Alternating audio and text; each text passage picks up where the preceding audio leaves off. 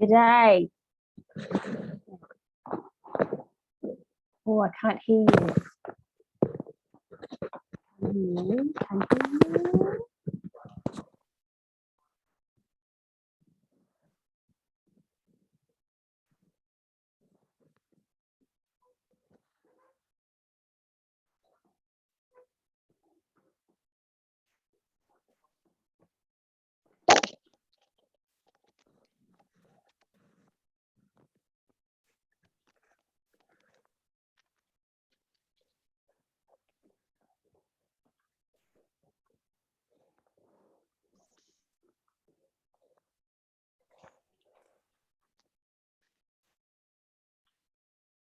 How's that?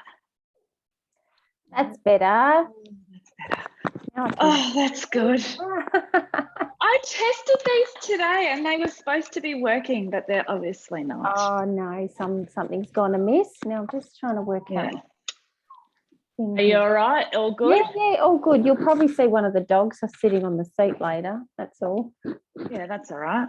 Couch in the background. How's your day? You've Yeah, been not too busy bad. working away on this, no doubt. I didn't do too much. I tend to leave things to the last minute. I wrote the questions out. Yeah. And I just thought what I might say at the start, but I tend to wing it, I must say. Yeah, and it comes more naturally then.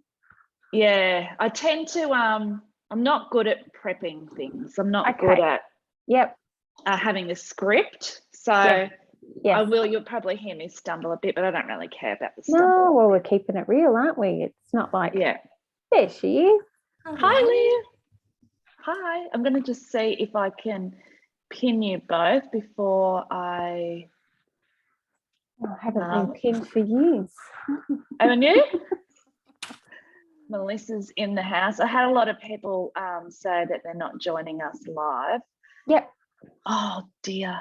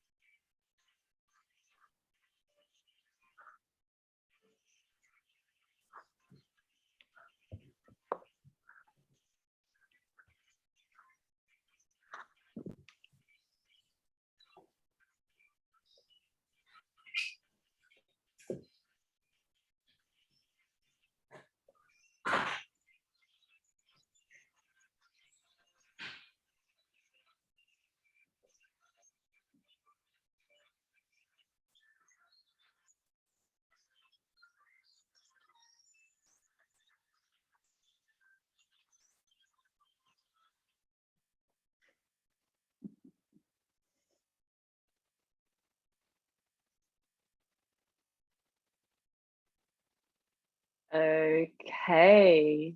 Good evening, everybody. Give me a hello in the chat box if you can hear us. I'm hoping that you can all hear me and see me.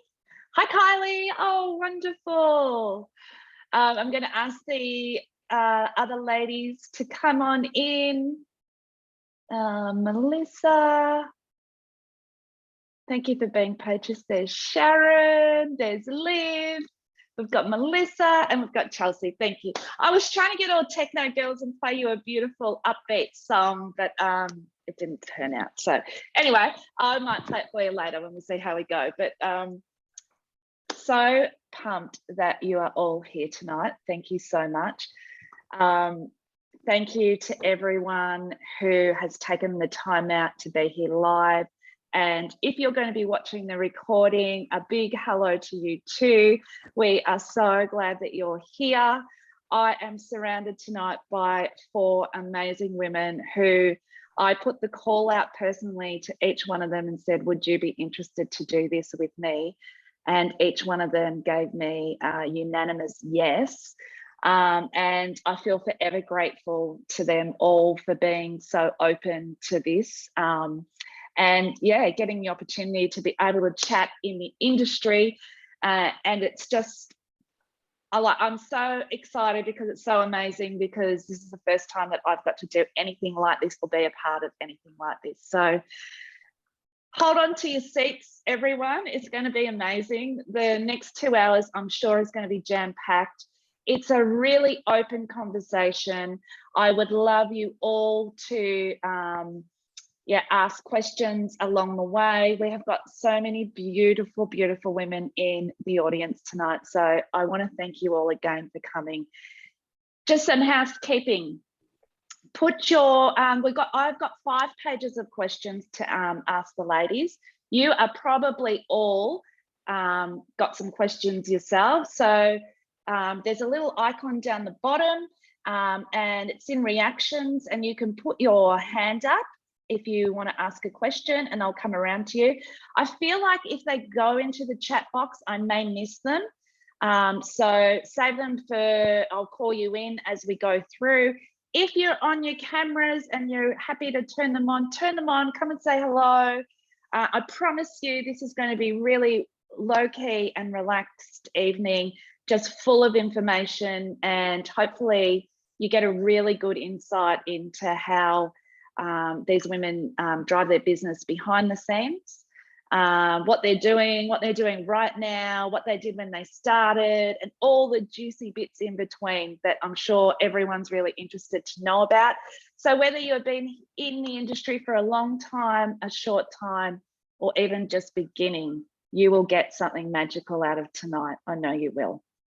So a couple of things even before we start, I would like to just say that thank you all for coming again, especially during this really lots of turmoil in our world at the moment. We've got floods up the East Coast, and I know for a fact that some of the women tonight are even affected by the flooding and are unable to get on their Zoom. So if that's you and you're watching the replay, we really do feel for you.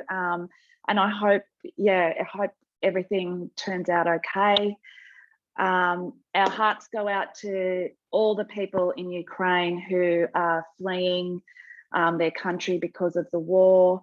And it's a really turbulent time in our world at the moment. So thanks again for being here and taking the time to find out a bit about what's going on.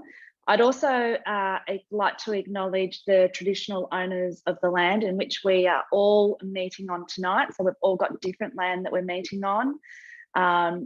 And I would also like to pay my respects to the elders past and present and future. And I think we will all like to pay our respects to them. And I speak on behalf of the panel when I say that as well. So that's a bit of the housekeeping out of the way, but I just also big warm welcome.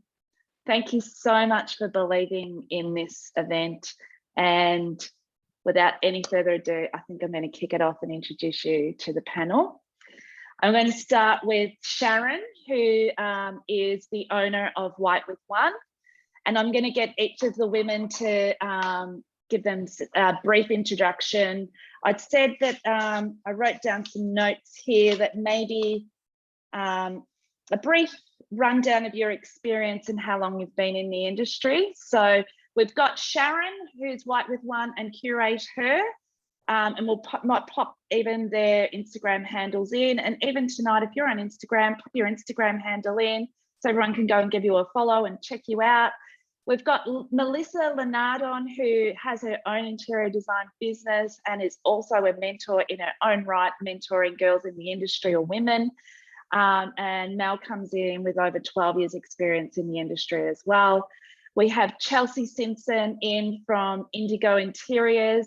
Chelsea and I met way back, I think at Guess to start with. We were both at Guess when I was doing property styling, and Chelsea was styling for big volume builders, display homes. So Chelsea and I met a long time ago, and she's always been such an open book and willing to help. And then we have the lovely Liv from Flawless Interiors, who has a special place with me. She was one of the first women that said yes to my mentoring. And I've watched her grow over the last 12 months and seen her blossom and face some of her fears and push through them. And yeah, doing amazing things in her business. So she's here to really even help you go, okay, you know, what happens when you first begin and how do you get started and what am I going to come across, as all the women will. But yeah, I thought Liv would be a really good example to show us that and what's possible, and you know that this is an amazing industry and we can all do this. So I'm going to ask Sharon to unmute and have a chat to us. Actually, before we do that, I'll just get in the chat box. Who's in the industry? Just say, yes, I'm in the industry, or about to be in the industry, or hoping to get into the industry even. I know we've got some people that are at design school or about to start design school, so that's pretty exciting. Some people are about to finish. Okay, yes, in the industry, yes, just started, amazing. Hoping to start my own business, great. Just started that design school yet, if that's amazing. And I guess another thing I'd really like to hear is, what's your biggest fear at the moment about starting in the industry? Or if you're currently in the industry, what's your biggest challenge? Maybe 1 or 2 words, just so we can see, yeah, what you're feeling. And yeah, might not have a challenge in the industry at the moment. I think if, and even the design panel, I don't know, my biggest challenge at the moment would be, I'd say, time, juggling everything. I think that's a pretty big thing. Challenge is staying consistent on socials. Yes, Alicia, yes, I know you've got that social media marketing. Like I am, social media, love it. I'm all over it, as you probably all know. It's my thing. How to start getting clients, where to invest my time getting started, which is a really big one. Yes, most people think that. Clients changing their minds. Yes, okay, I've had that. Yes, lots of that too. I was just letting some people in from the waiting room. Anything else anyone's got about starting their business? Is you know, a big thing that I hear a lot about is imposter syndrome. Just not feeling, just freezing. I think I find a lot of women come out, extremely talented women come out of design school and they freeze to start. They're just not quite sure where to start or where to go. Balancing employment with a large biz and managing my own biz. Yes, that's a very big one. And when to actually make that move, when to be, I guess, confident enough to jump and go, okay, I'm all in, and whatever it'll be, will be. Challenge to get booked out. Yes, I think when you're working for yourself, that is a very big challenge, getting booked out. Yeah, so thank you for that. We'll ask some questions along the night as well and get you involved. This is a conversation. So, you know, if you've got something to add, if you want to hold up, put your hand up. I promise you, I will try and see your hands on the screen. And maybe one of the ladies may also in the panel might see you as well. But without further ado, I'm going to introduce Sharon because I've spoken a little bit now. So welcome tonight, Sharon. Thank you so much for being here again. No, Kylie, thank you so much for having me. And I take my hat off to you for driving something like this in the industry, because when I started, there was nothing like it. So you girls are quite lucky to have someone in Kylie championing your cause and helping guide the way. It's nice to be here. It's nice to be with the other panelists, and I can see a few familiar faces. Hello, girls. And that you're part of my story, and my story goes back a while. It's about 16 years. I think it's 16. I lose track, to be honest. I think I said 12 years for 3 years. It just all blurs into one. Around about 16 years now. I started in the construction industry, but I'd also been design and constructions in my family. My dad was a builder, brother's electrician. I was married to a plumber. It was only inevitable that somehow I'm on the tools or I'm on the site somehow. But I've always been in the creative industries from marketing. So I think that's just in my DNA. It's a natural progression that way. And studied interior design online initially when my daughter was 2 years old. I was at home on maternity leave. as a lot of new mothers sort of tend to, change their direction in their career path at that point in time. And I loved it so much and got a job in construction with a large volume builder. It wasn't admittedly in design, it was more in administration. But once they got wind of what I was doing, I then moved into managing a design showroom. That's where I met some of the lovely ladies here already. And progressed further to stay with that builder for 12 years, moved on to another builder. I crossed paths with Melissa at that point too. She was working with a very similar, or under the same umbrella in that company. And then I kind of got itchy feet. I sort of got to a point in my career where I thought, I'm actually working for someone else's dream, and I wanted to change shift the narrative and be more in control of my own destiny and my career choice. So I started building up some projects on the side, and it just came about through referrals or friends, and it built up that way until I had the courage to take the big leap, but haven't looked back. Design is in my DNA, as you will probably all attest to the same thing. I'm very passionate about it. And looking forward to whatever comes my way in the future. I mean, exciting, yes. So when you made your shift, just quickly, from volume builder to your own business, did you do a complete, that's it, switch it off, move right over?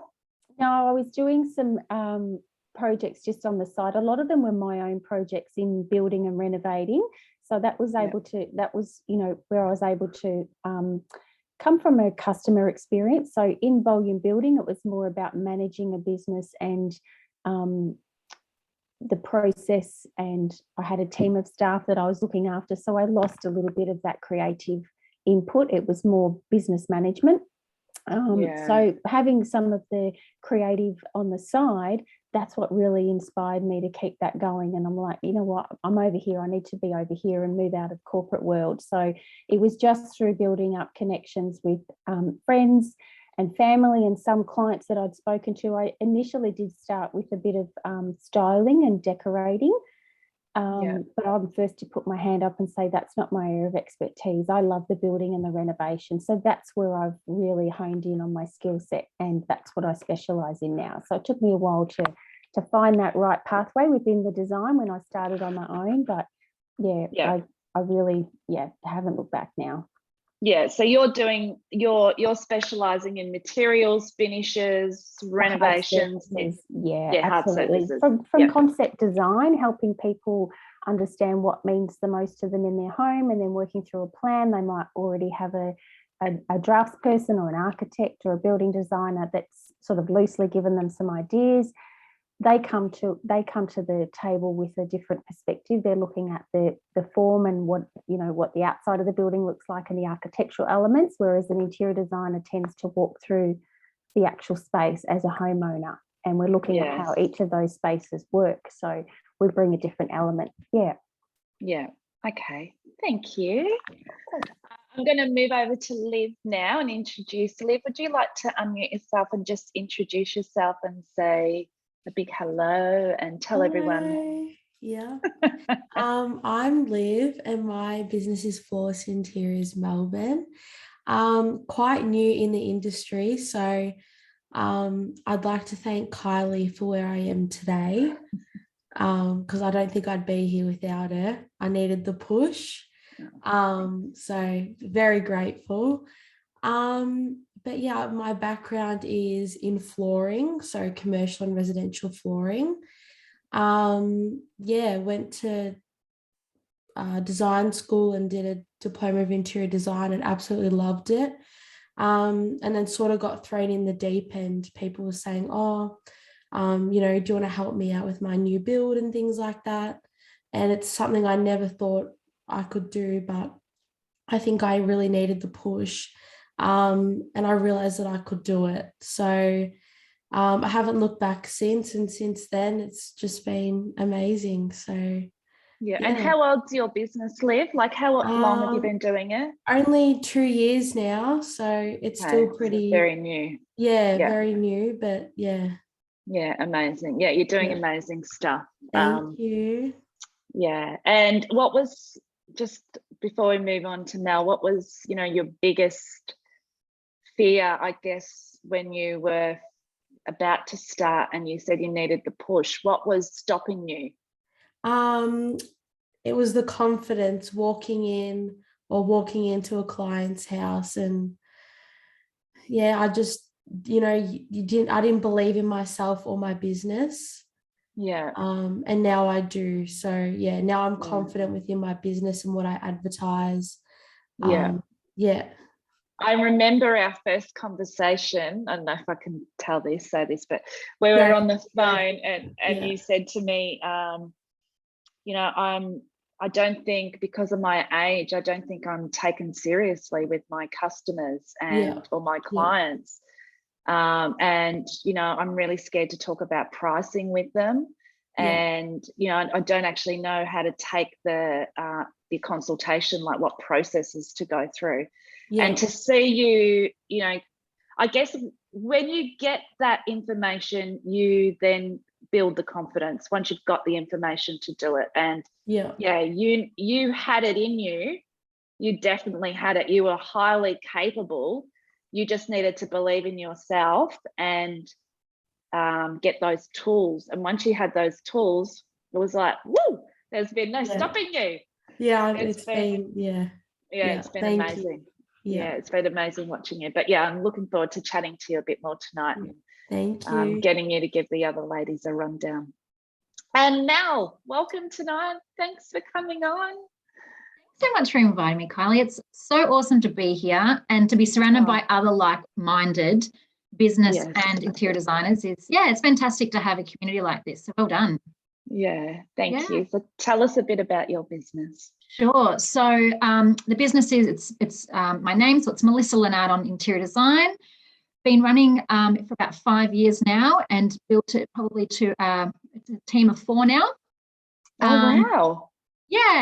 Which is super, super fun. It's taken a while to actually get there, and the past probably year and a half has been more about systems and processes. That whole, it's such a chunk of what we do, but it's all up in our heads. So the past sort of 12, 14 months has been about actually putting it into practice and making something of it. So now the team can actually come on in and just know exactly what's going on. Very similar story to Sharon, I guess, in terms of the building industry. I straight out of high school, I actually jumped into my diploma of interior design, loved it. And then after a couple of jobs, I ended up getting a job in a volume builder as a colour consultant. And that's where I found it was just a fantastic way to gain knowledge in the construction industry, as well as also product knowledge too. That has been like it's like a minimum. I found that just, being so young in that industry, to be able to learn from, all the tradespeople, but also all the different suppliers you're being introduced to, really helped out in that aspect. I was there for a number of years and then went on to furnishing and helping with all the display homes. And then I was freelancing for a number of years with, family, friends, and word of mouth. And it got to a point where it was getting quite busy.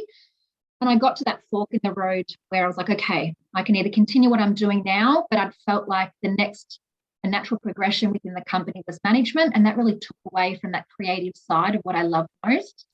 Like Sharon was saying. My ultimate goal, even from when I was studying, was to, work from a high-end design firm. And I felt, okay, if I was to find a job within the firm, it would be a similar sort of scenario, just a different environment.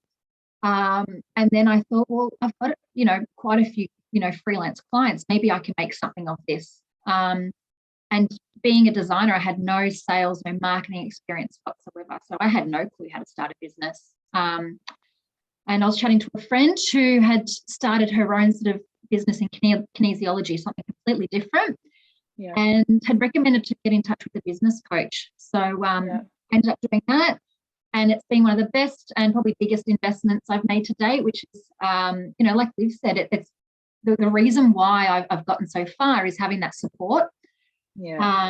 And we worked together for about 6 months to work on the back end of the business, before websites, before Instagram, making all those pretty things, actually getting to the core of the business, so understanding, who my ideal client is, service offerings, what I'm going to charge. And then I got the confidence to drop down to 4 days a week with the Volume Builder.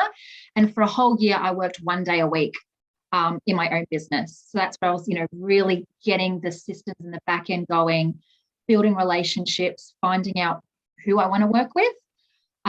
So I did that for a year and then realized at that time, okay, I've got enough clients on my books. I think I can do this full time now. And because it, like everyone, it's scary, but you've just got to make that step. So it was like a calculated risk. Yeah, it's still risky, isn't it? It's always risky. Yeah. Absolutely. All the self-doubt came in at that point, and it was just that it was now or never, or if not now, when. And it, I actually remember that day I went to my husband, I'm like, I think I'm going to do it. Like, I think I'm going to do this full time. And he's like, so you're going to go resign tomorrow? I'm like, well, I guess. Maybe. I guess. And that's what I did. I just walked on in, and I haven't looked back since. So it's been an amazing journey. And I think I've learned so much about myself personally over those past 5 years than I have, for many years. So. Yeah, it's funny how the whole thing of running your own business is really a personal development journey. Yeah. And you learn a lot about yourself, don't you? The things that you will, that you're good at, you're not so good at, and the things that, you need to work on. For sure, because not only does it affect your business, but it affects how you do one thing is how you do everything. So, if there's relationship, family, your business, it all intertwines, and it all works in harmony when it's all ticking along really nicely. Yes, so true. Thanks, Mel. That's amazing. And everyone, go and check out Mel's website just before we move on. But her website has just been updated and looks absolutely amazing. Thank you. And she has used Kate Hansen as her photographer, which we all love Kate. Yeah, for a number of years now. She's Yeah. So I noticed she's done some of your photography, or all of your photography. All of it. So, it looks amazing. And I think some of the girls here have used Kate as well. I know that Chloe has just used her as well. So amazing. Thank you, Mel. We'll come back and ask you some more questions soon. But we'll just introduce Chelsea. Hi, Chelsea. Hi. How are you? Yeah, good. Really good. Yeah, good. So tell us a little bit about you. So I've been in the industry for over 10 years. Much like Mel, straight out of high school, I went and did my interior design and decoration course for 3 years. And straight out of there, I got a job within the Heinz Group. So my background is tiles and hard finishes. And then I worked within a design concept element of the business called Mango Design Concepts, and I was there for about 5 years. And then I was made redundant. I started Indigo then, but then I wasn't really a great start because the building industry went down at that point. And then I worked with a Volume Builder, but then went into guests and started doing display homes for about 6 years. I'm still doing that currently, but not full time anymore because I moved down to the beach and resigned from my previous employer. And my boss didn't want to get rid of me, or obviously, didn't want me to resign. So he said, well, why don't you come back and subcontract? And that's what allowed me to do Indigo Interior Design full time. So I'm subcontracting back to my previous employer, still doing displays, which I'm currently doing at the moment. On location. Yeah, so I'm away at the moment in Geelong doing 2 displays, but I'm now full-time doing Indigo Interior Design, which I'm so passionate about. And I'm running my business and working with amazing private clients and helping clients to develop their own personal style and create the way that they live. So it's beautiful, and I'm really, really passionate about what I get to do with my clients. So I love it.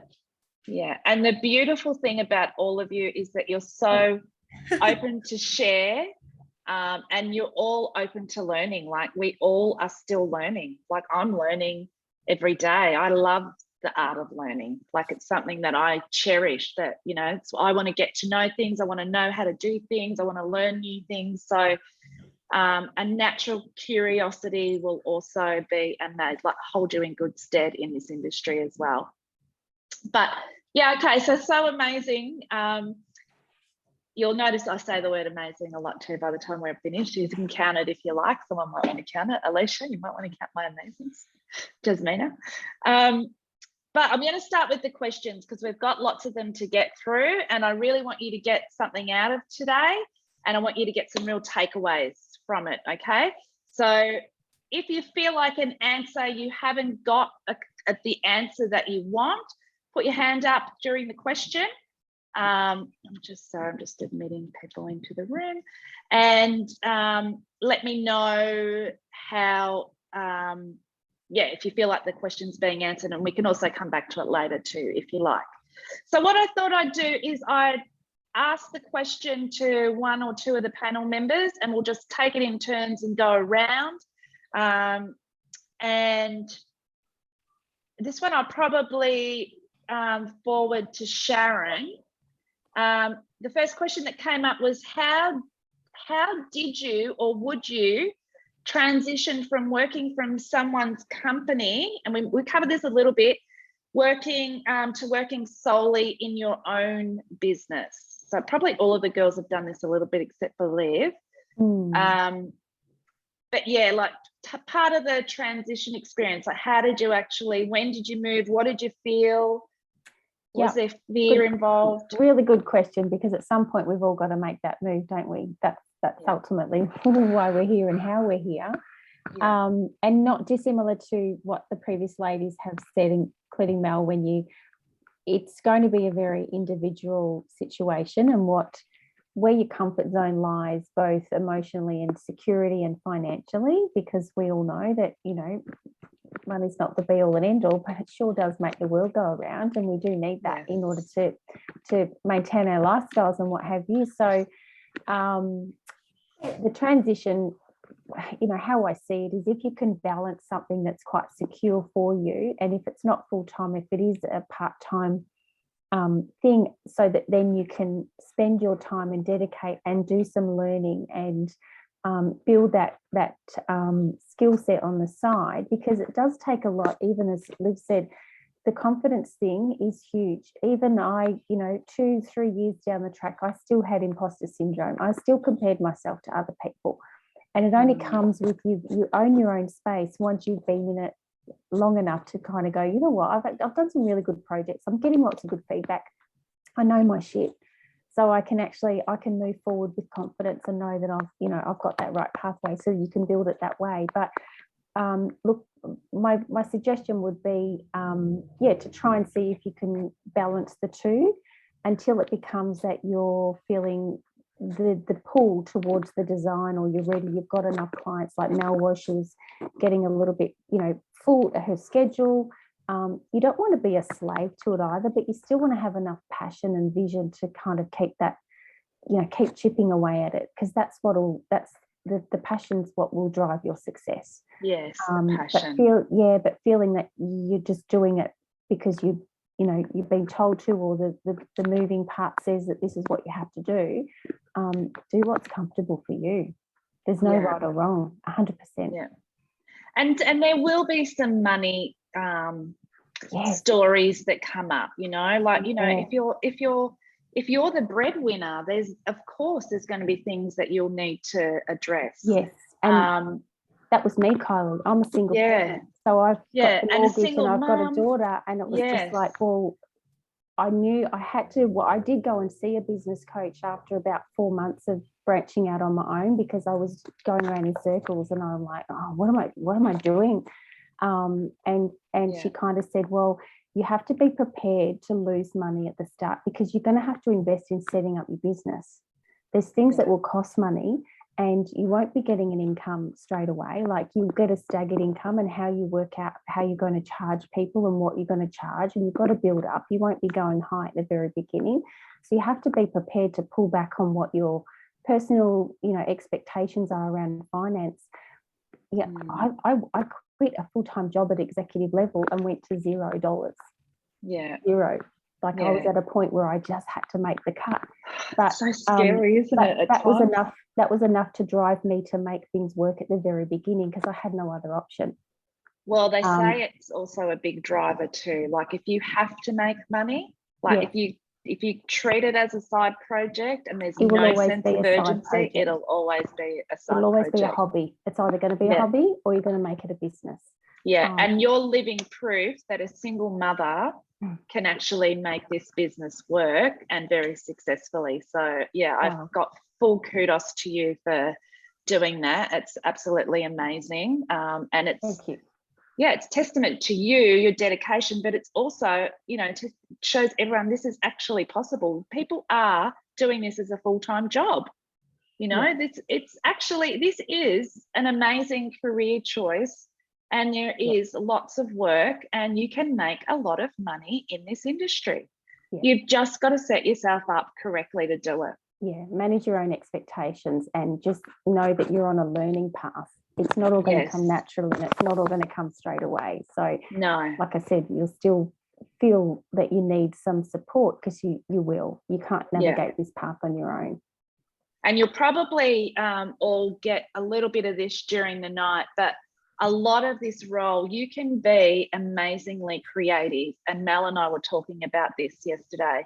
You can be amazingly creative at this job, but if you don't know how to run a business and how to operate the back end and work on your business and not continually in your business, it'll be very hard for you to be successful in this role or in this industry.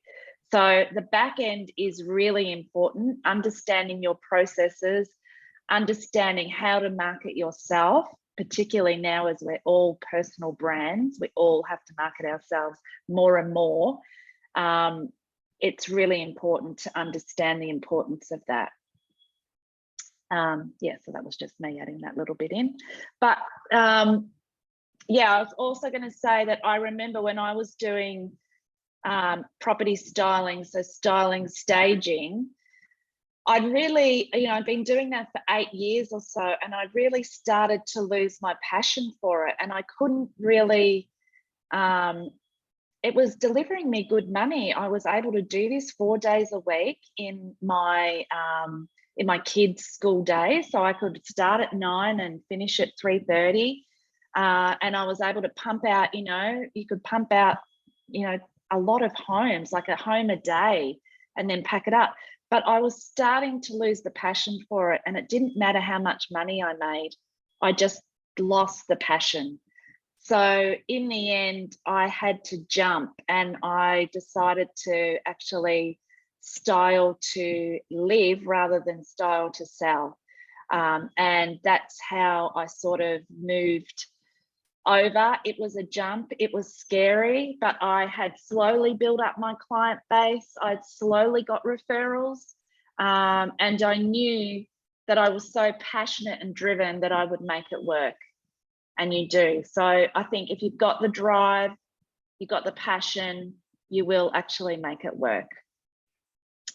And Mel, do you have anything to add to that about making the transition? Like how? Yeah, I think very similar to what Sharon said, and having that fire up your backside, knowing, well, like when I did fully resign, it was the mentality. If I could produce this much work and this much money 1 day a week, how much money and how many clients could I do full time? And that was the aha moment of when I realized, okay, I can do this.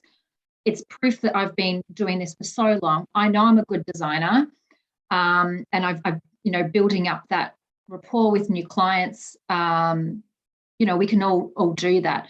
And then once you get that sort of business back end, foundation, just the bare minimum ready to go. And it's you got to trust yourself. That's the biggest sort of thing, is trusting yourself that you can do it.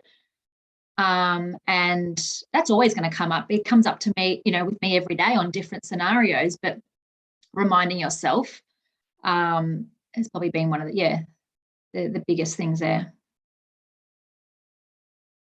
I think you're on mute. Amazing, thank you. Okay, next question. I have got a smoke alarm going off in the background. Can anyone else hear this? I was wondering what that was. Can you hear it? Can you? A little beeping. So, girls, can I just ask you, have a little stretch? Just give yourselves a bit of a stretch, and I'm going to pop right back. But I just want to make sure the house is not burning down. Go for it. And yeah, I'm sure Sharon's going to. I was similar to you, Mel. I went and saw a business coach, and the penny dropped for me too with what are your packages? What are you offering? Don't over service. Just keep what's within your control at the moment. And then what are you charging? So it was, then, well, exactly. We got the butcher's paper out and then put it into 4 quarters and what I was charging. And then she said, well, what do you love doing? What's the one out of the 3 packages that you love the most or you're really good at? And then how many of them do you need to sell per month? And for me, that was the light bulb moment of going, well, that's where I put all my energy. If it's either the highest generating financially one or whether it's the most satisfying or a combination of both, that's what you focus on, just to get that momentum and build up that portfolio and that credibility. Sometimes we make it so difficult in our head and feels like, it needs to be this big and this complicated. But I think when you really simplify and, like you said, work out, okay, what do I love doing? Yes. What packages are there? even if it's 1 or 2, really simple from the start, and how much. Yeah. And it's hard because our industry is not regulated. So there's no set standards in terms of hourly rates. But, you could go by, doing some research and also what you're worth as well, in terms of the years of experience. Yeah. Absolutely. Chelsea, Liv, any thoughts on that one? Well, like you, Sharon, I actually had a business coach as well, so a business mentor. So she actually gave me the confidence to, work out what my services were, confidently work out how I was going to provide those services to my clients. And I guess one thing that I'm quite good at is when clients call me initially, is being able to tell them straight up front what my services are and what I charge. And that also helps to qualify the type of client for me, whether or not they want to work with me or not straight off the bat. So I find that's really good, having some set packages that are really clear in my mind that I can just vocalize to the client so they can basically know straight off the bat how much I charge and what they're up for. So there's no smoke and mirrors. It's very clear. And then that way I'm validating them a lot easier, I think. Yeah. Do you have your prices online? No, I don't. I was actually advised not to do that. Right. Because that was more so allowing the client to have 3 points of contact. So to see, they might want to look at me on social media, look at my website, and then make the call. So usually when you have pricing online, that can sometimes discourage a client to call you if your pricing isn't aligning with what they need and what they want. So that's what my mentor said to me, that not to put pricing on, to make them pick up the phone so you can at least speak to them on the phone, and that helps to engage that first conversation with them. So that's what I've been advised to do, and it's actually worked really well in my favour. Good. Yeah, awesome. What about Liv? What are you up to? So that's the pricing was probably one of the biggest things, and that's when I sort of spoke to Kylie about it and realized that I was definitely undervaluing myself, definitely not charging enough, and that's a really key factor in our industry. You don't know what you're doing at the start. So now I feel like I'm always constantly checking all the time, probably I would say weekly, like my services guide, like my mission, like why am I doing this? And of course, everyone has a different reason. For some people, it's to put food on the table. Some people, it's a hobby. It's always different. But understanding why you're doing it is really important, and constantly looking over those things, and because you do need to refresh it. Things change and your business is constantly evolving. Yeah. Absolutely. And I did read somewhere that the start of the year is always a really good time if you're not sure of when to look at your pricing guide. It's just it's a good excuse, or like not excuse that you need it, but it's a great way for you to feel that you're doing the right thing if you need to bump your prices up. But certainly if you're doing more and you're getting a lot of demand, then that's an indication that potentially you're worth a little bit more. So bump the prices up, and people will stop paying, and they'll tell you what, do you know what I mean, where you hit your ceiling for the time being. I find the interior design industry is very secretive and very, close. Cards are held very closely, which is a real struggle for people when they're starting in the industry, because you don't know. You don't want to compare yourself to other people, but you also want to be educated, and you don't want to be under-servicing as well. So it's a bit of a double-edged sword. And you want to make money. At the end of the day, we're all going to make money. I'm not on fire. Oh, good. You're hot though. Well, that goes without saying, doesn't it? No.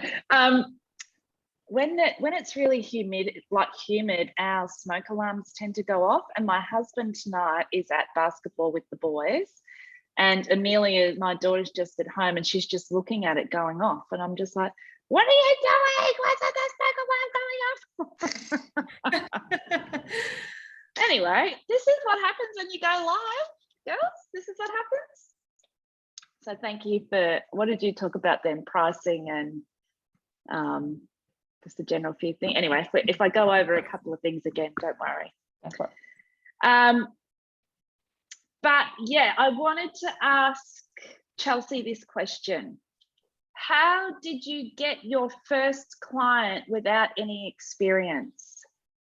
My first client, now it was quite a while ago, so I don't actually recall, but if I go through my files, I'm sure I'd be able to actually see who it was. And it was most likely probably a friend or family member. Yes. So someone you know. Yeah, so it might actually have been my mother-in-law. I've been with my husband for 17 years, so it could have been her. Yeah. But basically, it just started off with family and friends initially, and then I think it all just came to fruition really working in the industry. And like Liv was saying, she was working in a retail space, and people were saying to me, do you do this for a living? Can you provide a consultation, outside of work hours? And that's how it actually started. So actually working in a retail space, I think people could see my integrity and my passion and my knowledge. And I think they sort of, organically asked me, do you do this for a living? And I guess I've always been quite confident working in hospitality and retail. So I guess stepping into someone's home was okay for me. It was quite an easy transition. It was like meeting people in a showroom, but it was just in their own homes. Yeah. So it usually starts with family and friends. Would you? Yeah, it does. All the rest of you agree? Yeah. And it's word of mouth, and it just keeps happening. I did read somewhere where, in order to get your clients, you just have to put yourself out there. You have to tell everyone you know. Like I remember going to school pickups, and I was in the school and they needed stuff done in their reception area in the primary school the kids went to. And I was first onto it. I donated my services, and, but I knew that a lot of eyeballs were going to get on that. And I knew that, I was really strategic. I don't say do things for free, but you are going to do some things for free, but be strategic about it. Make sure that you're going to get eyeballs on your work, and the right eyeballs are going to get on it, and it's going to take you somewhere. That's right. I did plenty of love jobs, Kylie, throughout the years. But I think now I'm very clear and confident that I don't do a lot of love jobs anymore, and I do charge for my services. So my mother-in-law used to say to all of her friends, use Chelsea, she's really good, she'll come over. Yeah, But to now, help you. yeah, and now it's very much, yeah, I can help you. Yes, I can provide my services, but this is how much I charge. Yes. So it's very, very clear. Yeah. And do you get love jobs asked of you now, or do you get people asking you for design advice for Always. free? Always. And how do you handle that? What do you say? What's your I way of literally dealing with that? I just say, I'm now, running my business full time. As part of integrity of my business, I need to charge you accordingly. Yeah. I usually send them an email and send a service fee document and a brochure, and then I ask them to get back to me if they'd like to make an initial appointment. So I put the ball back in their court. I'm straight up front with telling them what my fees are, and then it's up to them to initiate that first initial consult. Yeah. Okay. And Mel, how do you get people asking you for free work? No, not anymore. From the start, just like Chelsea, it was friends and friends and friends. That's how I started. But now, if anyone was to ask, probably over the past couple of years, I just treat them like a normal client and say, yep, I actually send them the link to fill out to book in for a design call, which is what every new inquiry does. So then they get the hint, like, all right, if I want to work with Mel, I've got to be a client. And I'm happy to give, I'll make sure that in the design proposal, I'll have, friends and family discount, whether it's a discount or not, it doesn't matter, but at least they can see that, I'm looking after them. Yeah. Sometimes I put mates rates in there. Like I put the full rate and then I go mates rates if I want to. Yeah. But yeah, I'm the same. I feel like you need to put the ball back in their court, and you can do that by sending them an email, sending them the design questionnaire, or sending them your services guide and say, I often say, I would love to help you. I'm going to email you my services guide. You have a look at it, see what, you want to do, how you want to, how we're going to interact with one another, what service you'd like, and then come back to me and we'll set up an appointment. Yeah. So I put it back to them, and there's lots of ways you can do, as easy as that. I had a friend actually ask me, I was offering 15-minute discovery calls, free discovery calls, and a friend actually asked me for some design advice. I sent her my my welcome guide with all my services, and she asked if she could get my help through the 15-minute discovery call, the free discovery call. So I actually had to say to her no, that her work would require more time than the 15-minute discovery call, but you will get those people asking those type of questions of you. So, I mean, with time, you build confidence.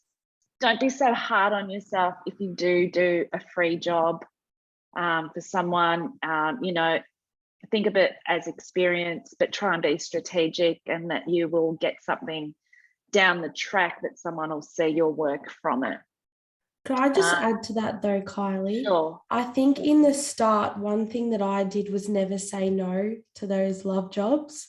Yeah. And because you need the experience. So yes. I think you get to a point where, you say, yep, here's my services guide. But in the start, just personally, I would definitely, not be saying no. Did you do them for free? Yep. Yeah. Okay. Yeah. But then it ended up being worth so much because that job then gave me 3 other jobs. Yes. So you're strategic about it. Yeah. It's strategy, but I don't do it anymore. But in the start, I was definitely like, no worries, I'm coming over. So yeah. And look, for me too, even starting out, like I wanted to do magazine styling. That's where I wanted to take my business at the start. So I offered my services to every magazine stylist out there, and I did some free work for Julia Green and Heather Nettie King. But it was fantastic, amazing experience. So I'd worked on the job with them. They were long days, and I got some, as I said, amazing experience. I got some amazing editorial out of the end result. I could use that on my Instagram. I could use it on my blog. I could put it onto my website. But what I also found out was it wasn't the job that I was going to do when I had finished schooling, or when I decided I was going to take this job into my own workplace, because magazine styling is all about, you know, you're there for 12 hours a day. You get there first thing in the morning, your car is jam packed, you've got 100 things in your car, and then you're, you know, merchandising a house or styling a house in a day, and then you're packing it all up and then bringing it home, and you get home at 8 o'clock. And I knew, as much as I loved that, I didn't have the capacity to do that with kids. So I knew that that was never going to be an option for me. But I wouldn't have known that unless I had gone out and asked for the experience. And yeah, that's one way that I found out that probably not going to do magazine editorial, but I do still love it. I love the vignettes part. I love that whole making things look beautiful. But yeah, it was fun.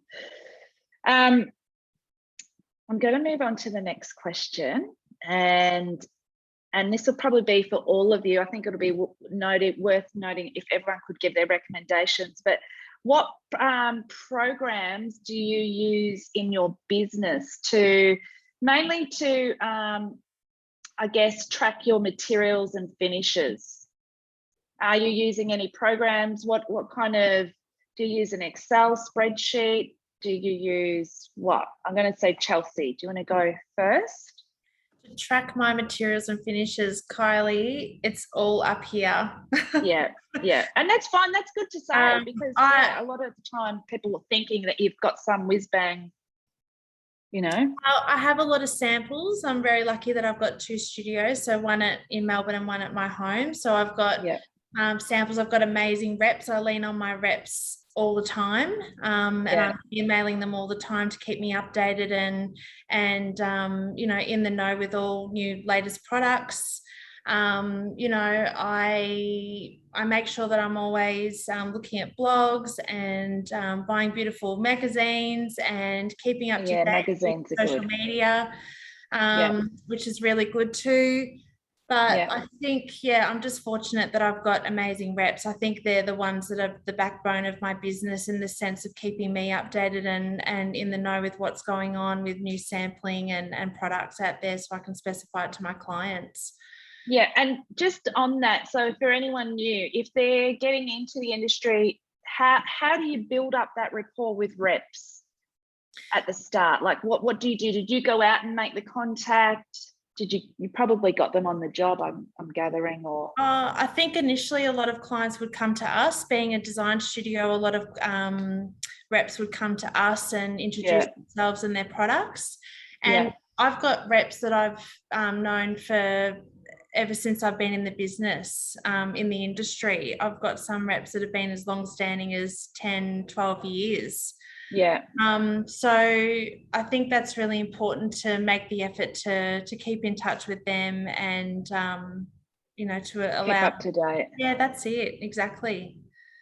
And Mel, how do you keep track of your materials and finishes? Same as Chelsea, it's in my head.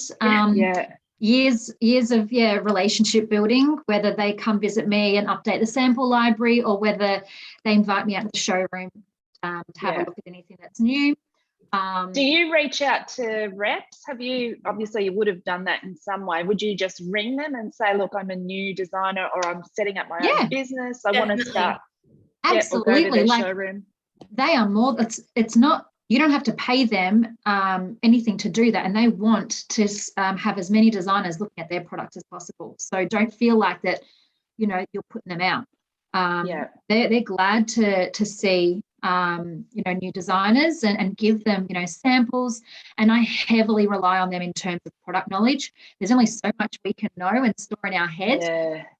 So if there's, you know, a particular project I'm working on, and we need a wall cladding, for example, that needs to be waterproof, you know, I'll call who I know and just ask them, hey, what do you have something like this? Or even ask the technical details as well, like how would you build this, and so so. Such a good point, because I think when we're on site or with a client, we think we need to know everything, and we don't. No, because you can always say, okay, I just need to go and do some research on that, or I need to go and find out about that. And don't think that you need to know everything. No. No, and when a client does ask you, a question that you're a bit stumped about, just it's as simple as let me find out and I'll get back to you, and that's when you call up your reps and you say, help, Yes. and that's fine. Clients don't, they come to you because you've got all the contacts. Yes. You're so giving them work in the end, aren't you? Yeah. You're actually providing them with work. Yeah. Or keeping them in business, so to speak. Yeah. And Sharon, how do you do it? A little bit of what the girls have said. Through being in the industry for many years, I've retained contacts with some of the reps. It's impossible to be up to date with everything of what's out there. I do still get a lot of emails. You're on subscription lists from suppliers of updates and new products. I tend to flag like the design ones, or the inspiration, the design file, the established living, all those ones that come through on a regular basis. I park them into a folder and I sit down on a Friday night and just read them. That's my little thing. Grab a glass of wine and then I catch up, and that's my little happy place of looking at other people's design and what the materials are, and that's where I get a little bit of ideas from. But otherwise I just have a good old Excel spreadsheet of 200 plus suppliers and the contacts. It's probably so out of date because people have moved and what have you, but you pick up the phone, like the girls have said, you reach out to them. They're quite often more than happy to accommodate you. If you've got an ABN, apply as a trade, like get that extra foot in the door.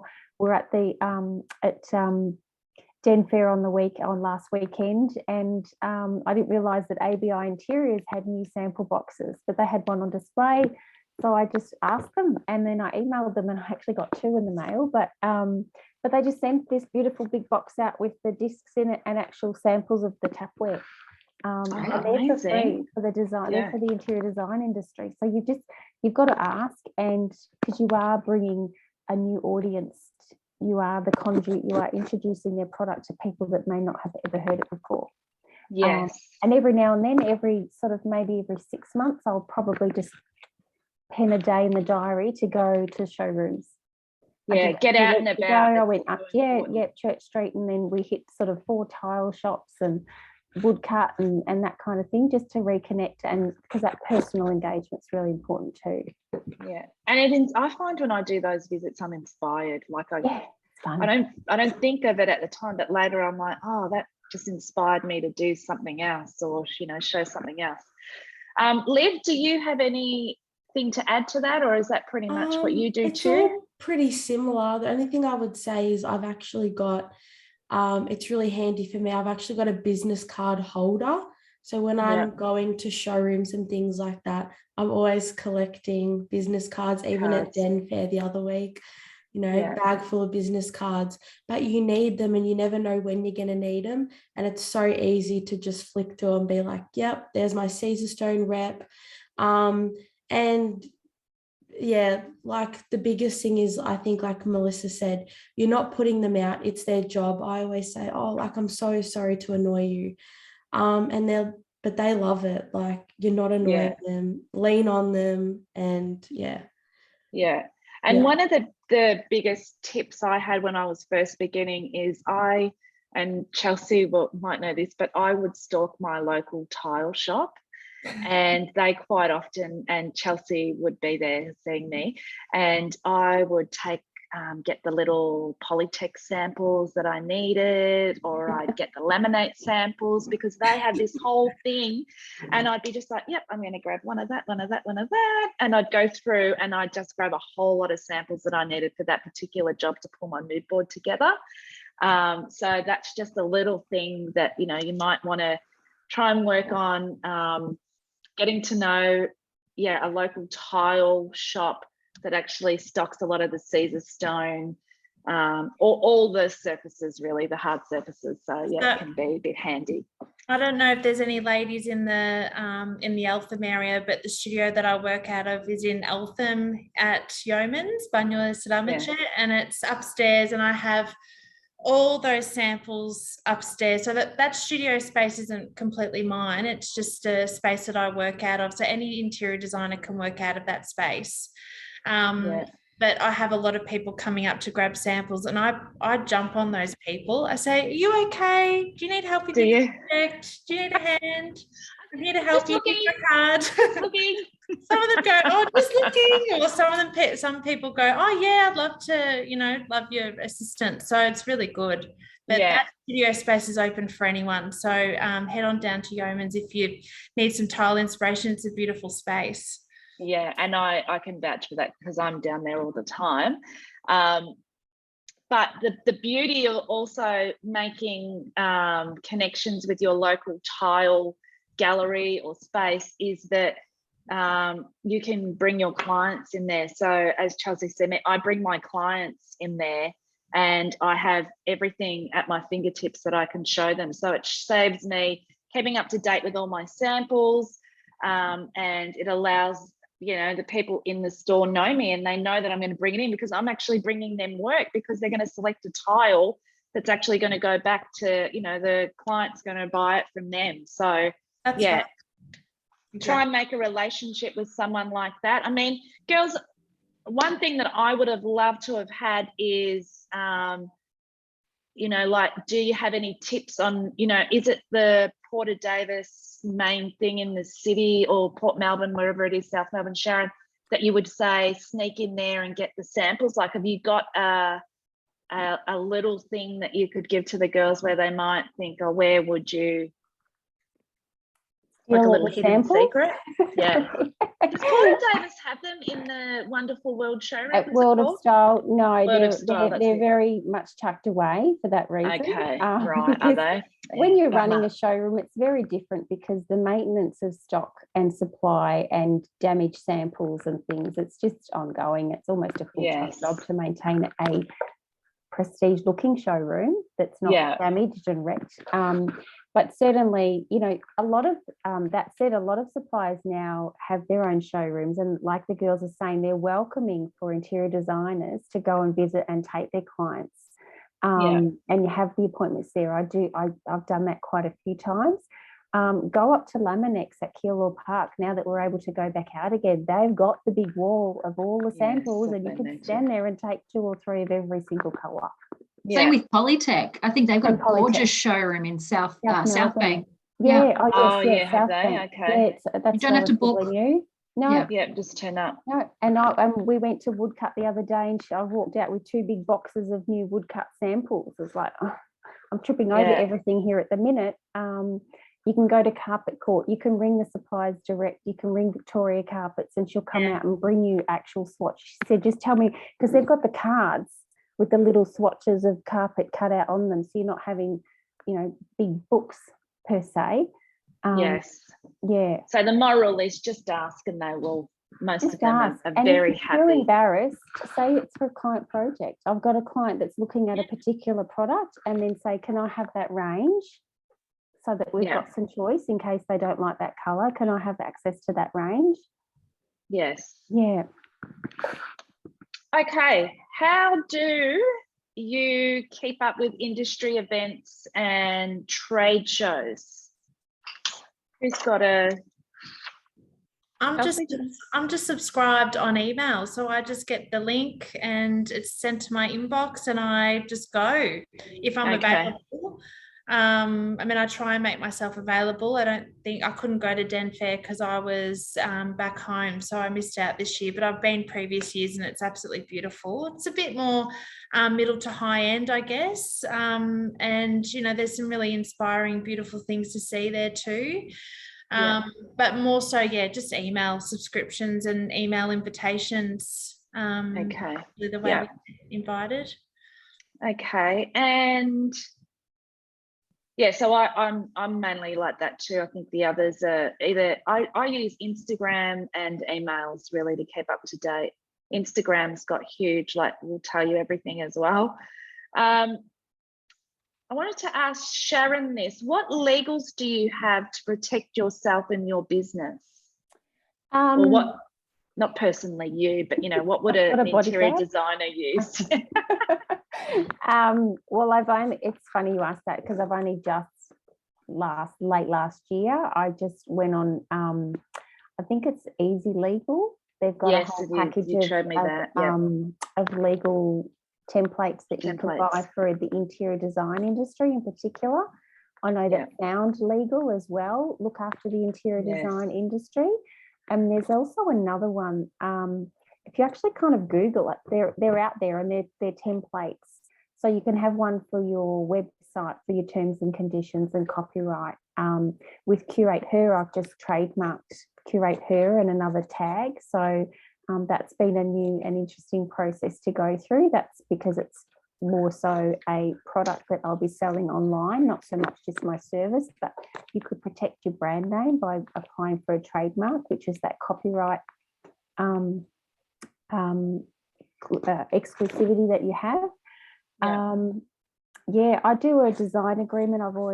I've just sort of fumbled my way at the very beginning to create that from the get-go. So every client has a design agreement as part of the welcome pack, and we don't move forward if they don't sign that at all. Yeah, and it's very important that it's a hassle. It's not an easy process to get them to sign it. It's a little bit of backward and forth. Yeah. But from my experience, and I'm sure the ladies will agree, it's very important. Yeah. And more so if you're doing friends or colleagues that you know, because usually something comes undone. Yeah. Well, Well, it's just something just protects you. Well, I have it in my welcome pack, and it's like on page 12. And when I'm sending the email with a bit of information, and I've got a brief of the project and what I believe the right package is for that particular project, the design agreement's like on page 12. And in my email, I'll say, so the next step, so where to from here? The next step is, if you'd like to proceed, please sign the design agreement. At that point, I will then send you an invoice. Once that's paid, I'll then book in our first appointment. So there's a process that I'm not doing a thing until they've paid and they've signed the design agreement. So it's just become part of the conversation in the welcome pack. Yeah. And do you have professional indemnity insurance as well? No. Yeah. I should. Do any of you girls have it? I do. Yeah. And what that does is, if you're on site, for instance, and you have a stone in your shoe, and new floorboards have been laid and you've just walked all over that floor, it will cover you. You'd probably need to have that. Or if you knock over their, $20,000 painting that you're about to hang something next to it or something. So I've never had to call on it. I've never used it. I don't know if any of you girls used it. I haven't used it. I haven't used it per se, but what prompted me to get it initially was when I really wanted to, I'm glad that you brought this up, Kylie, because that was one thing that I really wanted to say even during the night. Was I remember specifying a pure marble stone benchtop in a townhouse unit development in Edithvale for a client of mine, a volume builder. And specifying marble, you have to be 100% clear on that any natural product, whether it be stone, travertine, bluestone, anything of that nature, needs to be sealed. Yeah. And that it was highly porous. So luckily I had that documented on my schedule, and the builder's stonemason chose not to seal it. The clients moved in, and coffee rings were all on their marble stone bench top, and the builder tried to put it back on me, and I said, I'm sorry, but I've put it in my schedule that this product requires sealing. So that professional indemnity was paramount for me to then prompt to get, because I thought to myself, if I hadn't had that on the schedule that it had to be sealed, I would have been liable. So that was really important for me to make sure that I continuously have that, because you're working on middle to high end clients and client projects. Things like that can happen. And they happen so easily, don't they? Something can go wrong so quickly. Yeah. Can I add to that as well? Just like Chelsea, of course, it prompted me to get indemnity and public liability insurance when I started to do more documentation, so joinery drawings for kitchens and bathrooms. And I had one client that was very particular about measurements.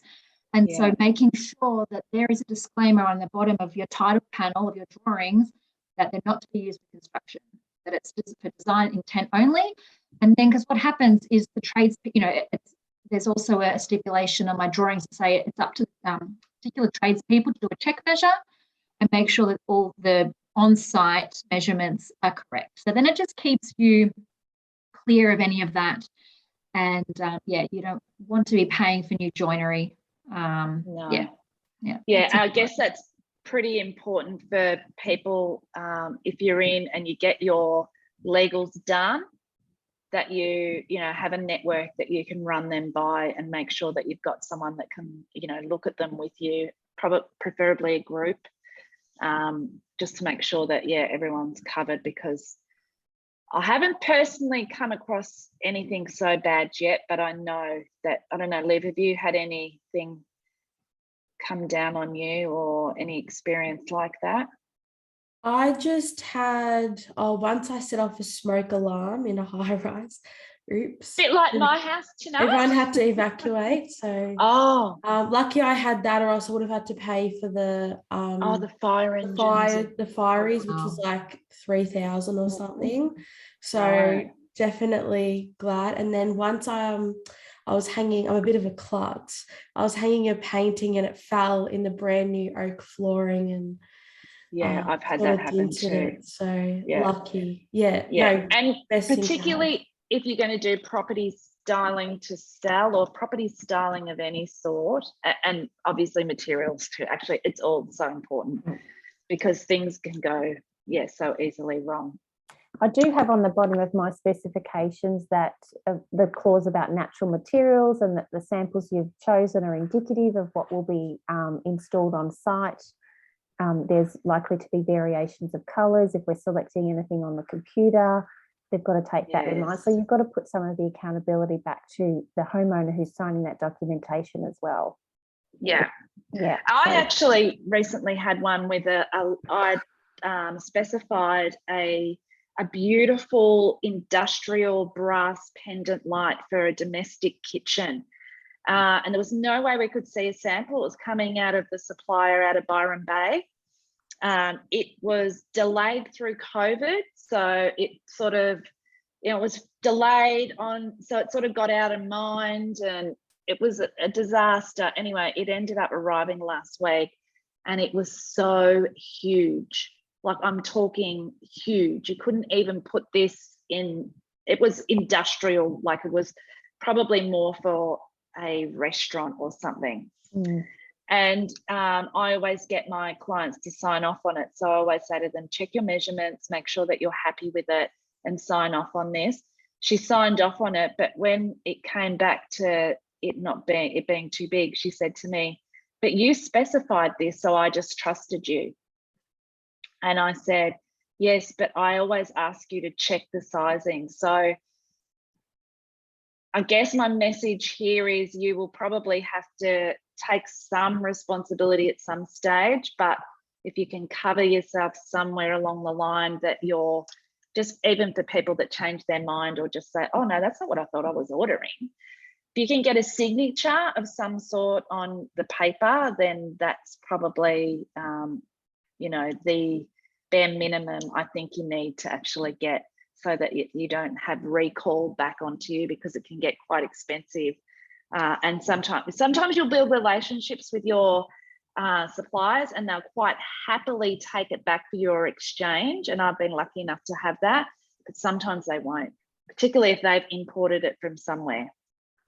Okay, and yes, DocuSign is great for electronic signing. So right, Nikki. And I haven't personally gone into doing that yet, but yes, I know I need to get something I need to use. You use it too, do you, Chelsea? Okay, so good. Okay. Sorry, Kylie, just on the specification, because I'm all about hard finishes and fixtures. So just on my specifications, it's a pain in the ass. I do all of mine in Excel, but I put a thumbnail image of everything. Yeah. Oh, yeah. Because we've learnt through the years, back in the volume builder days, it was just a documentation, but people don't know what the codes are of particular items, or they forget what they've selected and it was 6 months earlier, and they get to site and they're like, hang on, I don't remember that. But having a thumbnail image of everything is the great visual reference for them, but also for you. So you know that you've picked the right item, they're signing off on it. And again, that accountability goes back to them as well. Okay. Yeah. So yeah, and- good old copy and paste and cut the background out and shrink it down and off you go. Yeah. And Carly's just said, Hello Sign allows you to send 3 contracts a month for free. So yeah, well, that's good to know too. Thank you, Carly. I've got a question for you, Mel. Did you start your business with a website, or did you start your business before you had a website? No, started it before I had a website. I remember with my business coach, because that's the first thing you think, oh, okay, I'm starting a business, let's invest in a website. No, I think at the time, my personal Instagram page changed to like my professional, like my business page. And I, got the business up and running without a website. Yeah. And because our work now, and thanks to Instagram, it's very visual. So I find that even back then that Instagram was like a folio for clients. I did eventually have a landing page because the first thing I did was create an opt-in to capture people's email addresses, just another source of getting some. So you had a landing page. Yep, I eventually had a landing page, captured lots of email addresses. So then when I started to send out newsletters and even just updates, because we don't own Instagram, we don't own our followers, but we can own our email list. And if anything was to happen, we could start contacting our email list, letting them know what we're doing, what our service offering is. And it's still such a successful marketing tool to date, I'd say. I know. Instagram, like just for all those people out there, like when I'm fully designing, 90% of my leads come out of Instagram. So it's an amazing platform. It works. And, the thing that I remind a lot of the mentees about is, it's 14 touch points at the moment before someone will buy from you. So, I feel like I'm badgering them and I'm always putting stuff out there, but you need to touch them at least 14 times before they're willing. That's the average, before they're willing to purchase from you. And they need to know you, they need to like you, they need to trust you. And the only way that they can do that is by seeing you. So it's really important. Show up on Instagram and show who you are, warts and all, and you will really start to build an authentic relationship with your followers. I've got some amazing friends on Instagram. And they're like I feel like I already know them, but and probably a lot of people feel like they know me too, because you show up. But show up, turn up, and understand the sheer importance of that platform for our particular industry, because we are so visual. People are looking for it for inspiration. And I really do believe the next big thing for us is going to be Pinterest is going to be huge for our industry, because our clients are already using it. But we're not really using it that well yet for them. But our clients are there. They're looking through it. They're, saving images. And I think the next step it will be that we will start marketing our businesses through Instagram. Through Pinterest. Can I say I only created a website about 4 months ago. Yeah, and I haven't even launched it. I haven't even told anyone. Like, it's just with GoDaddy. I'm like, oh, I get a free website. Oh, I'm going to play and design a website. So it's there. Yeah. But I run my business just off referrals, and most of that was Instagram. And then once you get the odd Facebook one, you're in a local community group, you might get some referrals, and that's where you'll get your clientele. Because I always ask my clients where they've, how they've come across White with One, and it's a referral, or they've just found me on Instagram. Yeah, but and you don't have to have the website, but it's great validation. One thing I struggle with is I can't get a lot of photography for my client projects because it's not really reflective of my end result, if that makes sense. Like, how how do I say it nicely? I'm not getting photos of their old couch in the lounge. Yeah, it's and not their what you. pots and It's not a pans in the kitchen. I'm not going to stage, put that on yes. my No. portfolio. So there's little photography that I have. So it's just more stories or bits of information that you put up. And showing up and showing them who you are and showing them behind the scenes and all that stuff, isn't it? Showing them, yeah. I don't think the website's that important. I think if you're looking at, I think down the track, it's definitely important.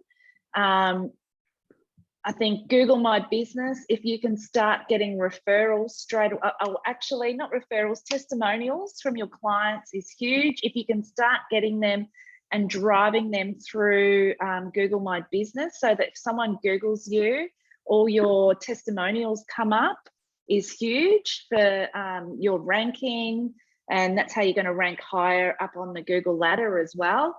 I mean, that's pretty getting into a little bit of nitty gritty, but Google My Business is important.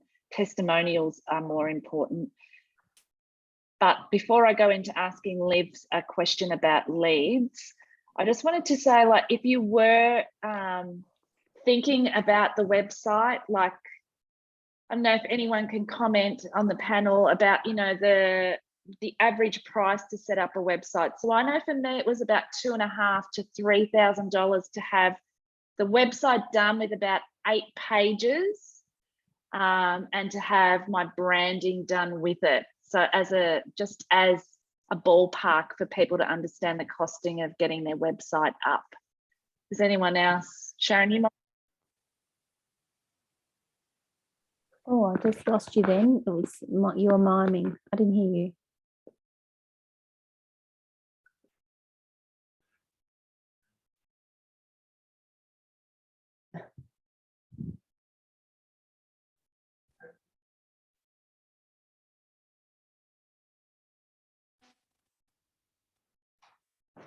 Oh, there's something.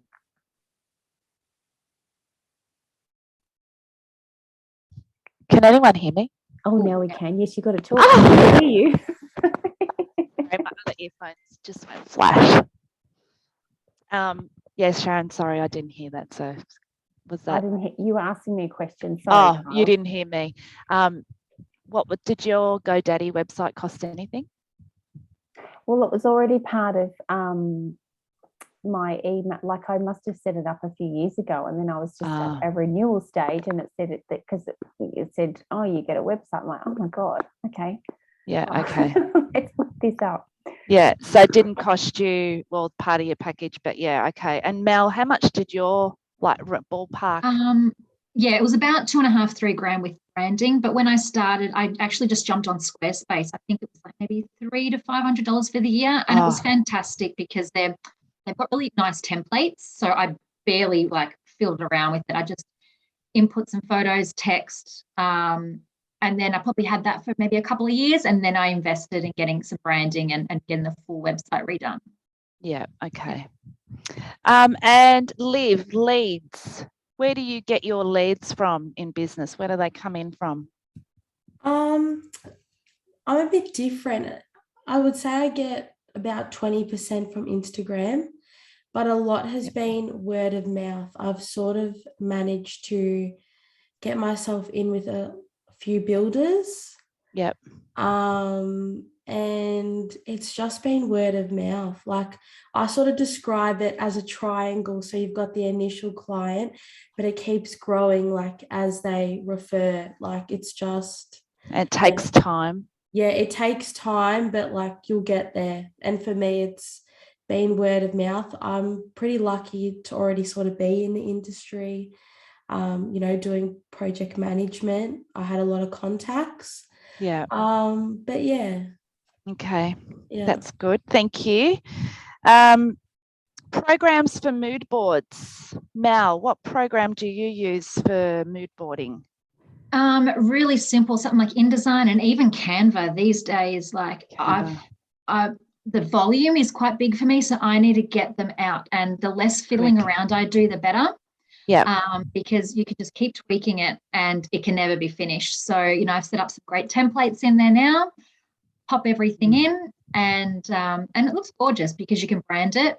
Yes. Yeah, and you can do so much with it. And I've got the paid version, which is not that much. Yeah, I think the paid version's about $17 or $18 a month. Highly recommend Canva Yeah. Pro for everyone to have it. And yeah, I particularly run a lot of my Instagram posts out of Canva, my stories, like everything's branded and coloured in my branding colours. So yeah, I love Canva. I use my mood boards in Canva too.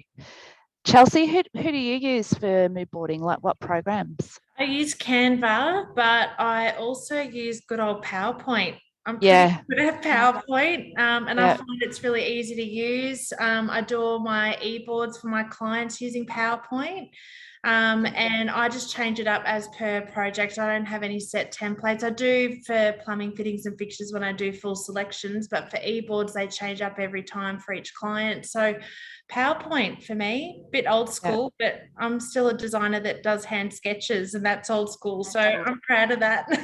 Yeah. Yeah. I love a good tear sheet as well. Does anyone still use a tear sheet? Yeah. Yeah. Yeah. I love all my magazines. Who do you use, Sharon, or what program do you use? Like Chelsea, I was just this afternoon doing stuff in PowerPoint, but I'm on Canva daily as well. I also have the paid version. So I'm keeping a lot of that stuff for more the formal sort of documentation so that I can then go in and edit that. But mood boards, it's definitely in PowerPoint. Yeah. And Liv, what do you use? I use Canva mainly due to the flexibility. I like that you can log in from different devices. It's great for me having different office spaces and always jumping around. Yeah. And like the girl said, you can sort of make your own templates and you just change it up every now and then. But trying to think what the Apple version of PowerPoint is. Not Pages, there's another one. Oh yeah, is it? It's not Notes. Not Notes. One of the ladies told me about it. Keynote. Keynote. That's it. Keynote and Numbers. They're like my besties. Yeah, Keynote. If no one's explored Keynote, apparently that's supposed to be the bomb to do. And it's really easy to use. But again, on that, I've made my own template now. You just go in and edit it really easy. So So the good thing is once you've got your template up, you can just go in and change it for each job or re-edit it. Yeah. Okay. Yeah. All right. I want to get into some juicy questions now. I want to go through, ask all of you, what is working in your business right now? And we'll start with Chelsea. What's working right now? It's working in my business. Just my procedures and processes. I think I've got them down pat. I find it very easy to qualify clients before I speak with them. My systems are really clear.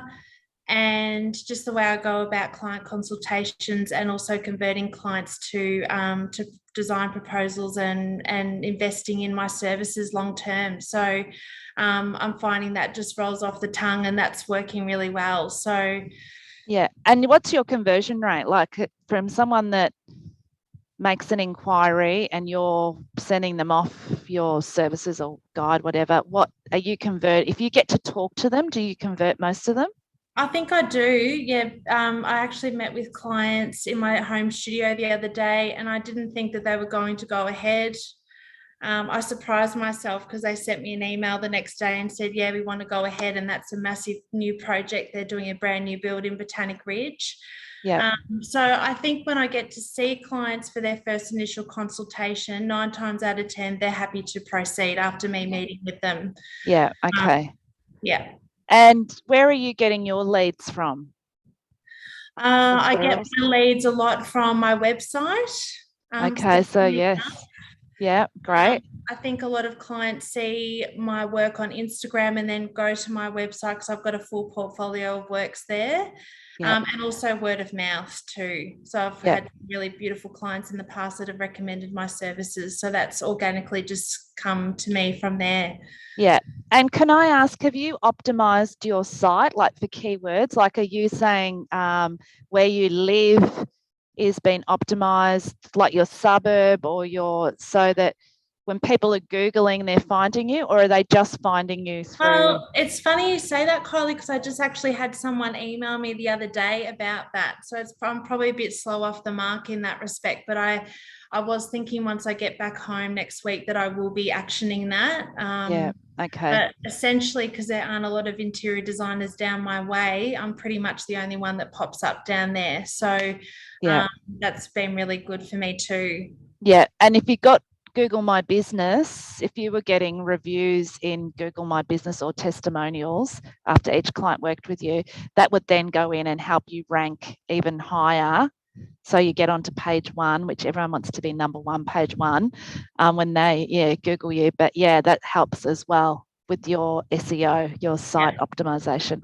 I've written that down on my notes, so I'm going to do that. Yeah, it'll be good for your business. Yeah. And what about you, Mel? How do you what was my first part? What's been going really well right now? Oh, yes. What's working well in your business right now? Just like Chelsea, but I'll change up in terms of the systems and processes, but more so boundaries. I'm really clear now in boundaries with clients in terms of working hours and how they can contact me. So that is clearly outlined in my proposal.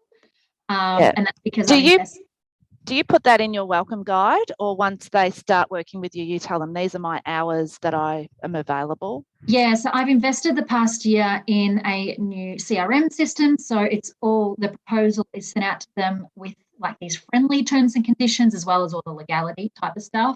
Yeah. What's your CRM system? So that's Customer Relationship Manager. So that looks after all your clients. Yep. What system do you use? So that's called Dubstado.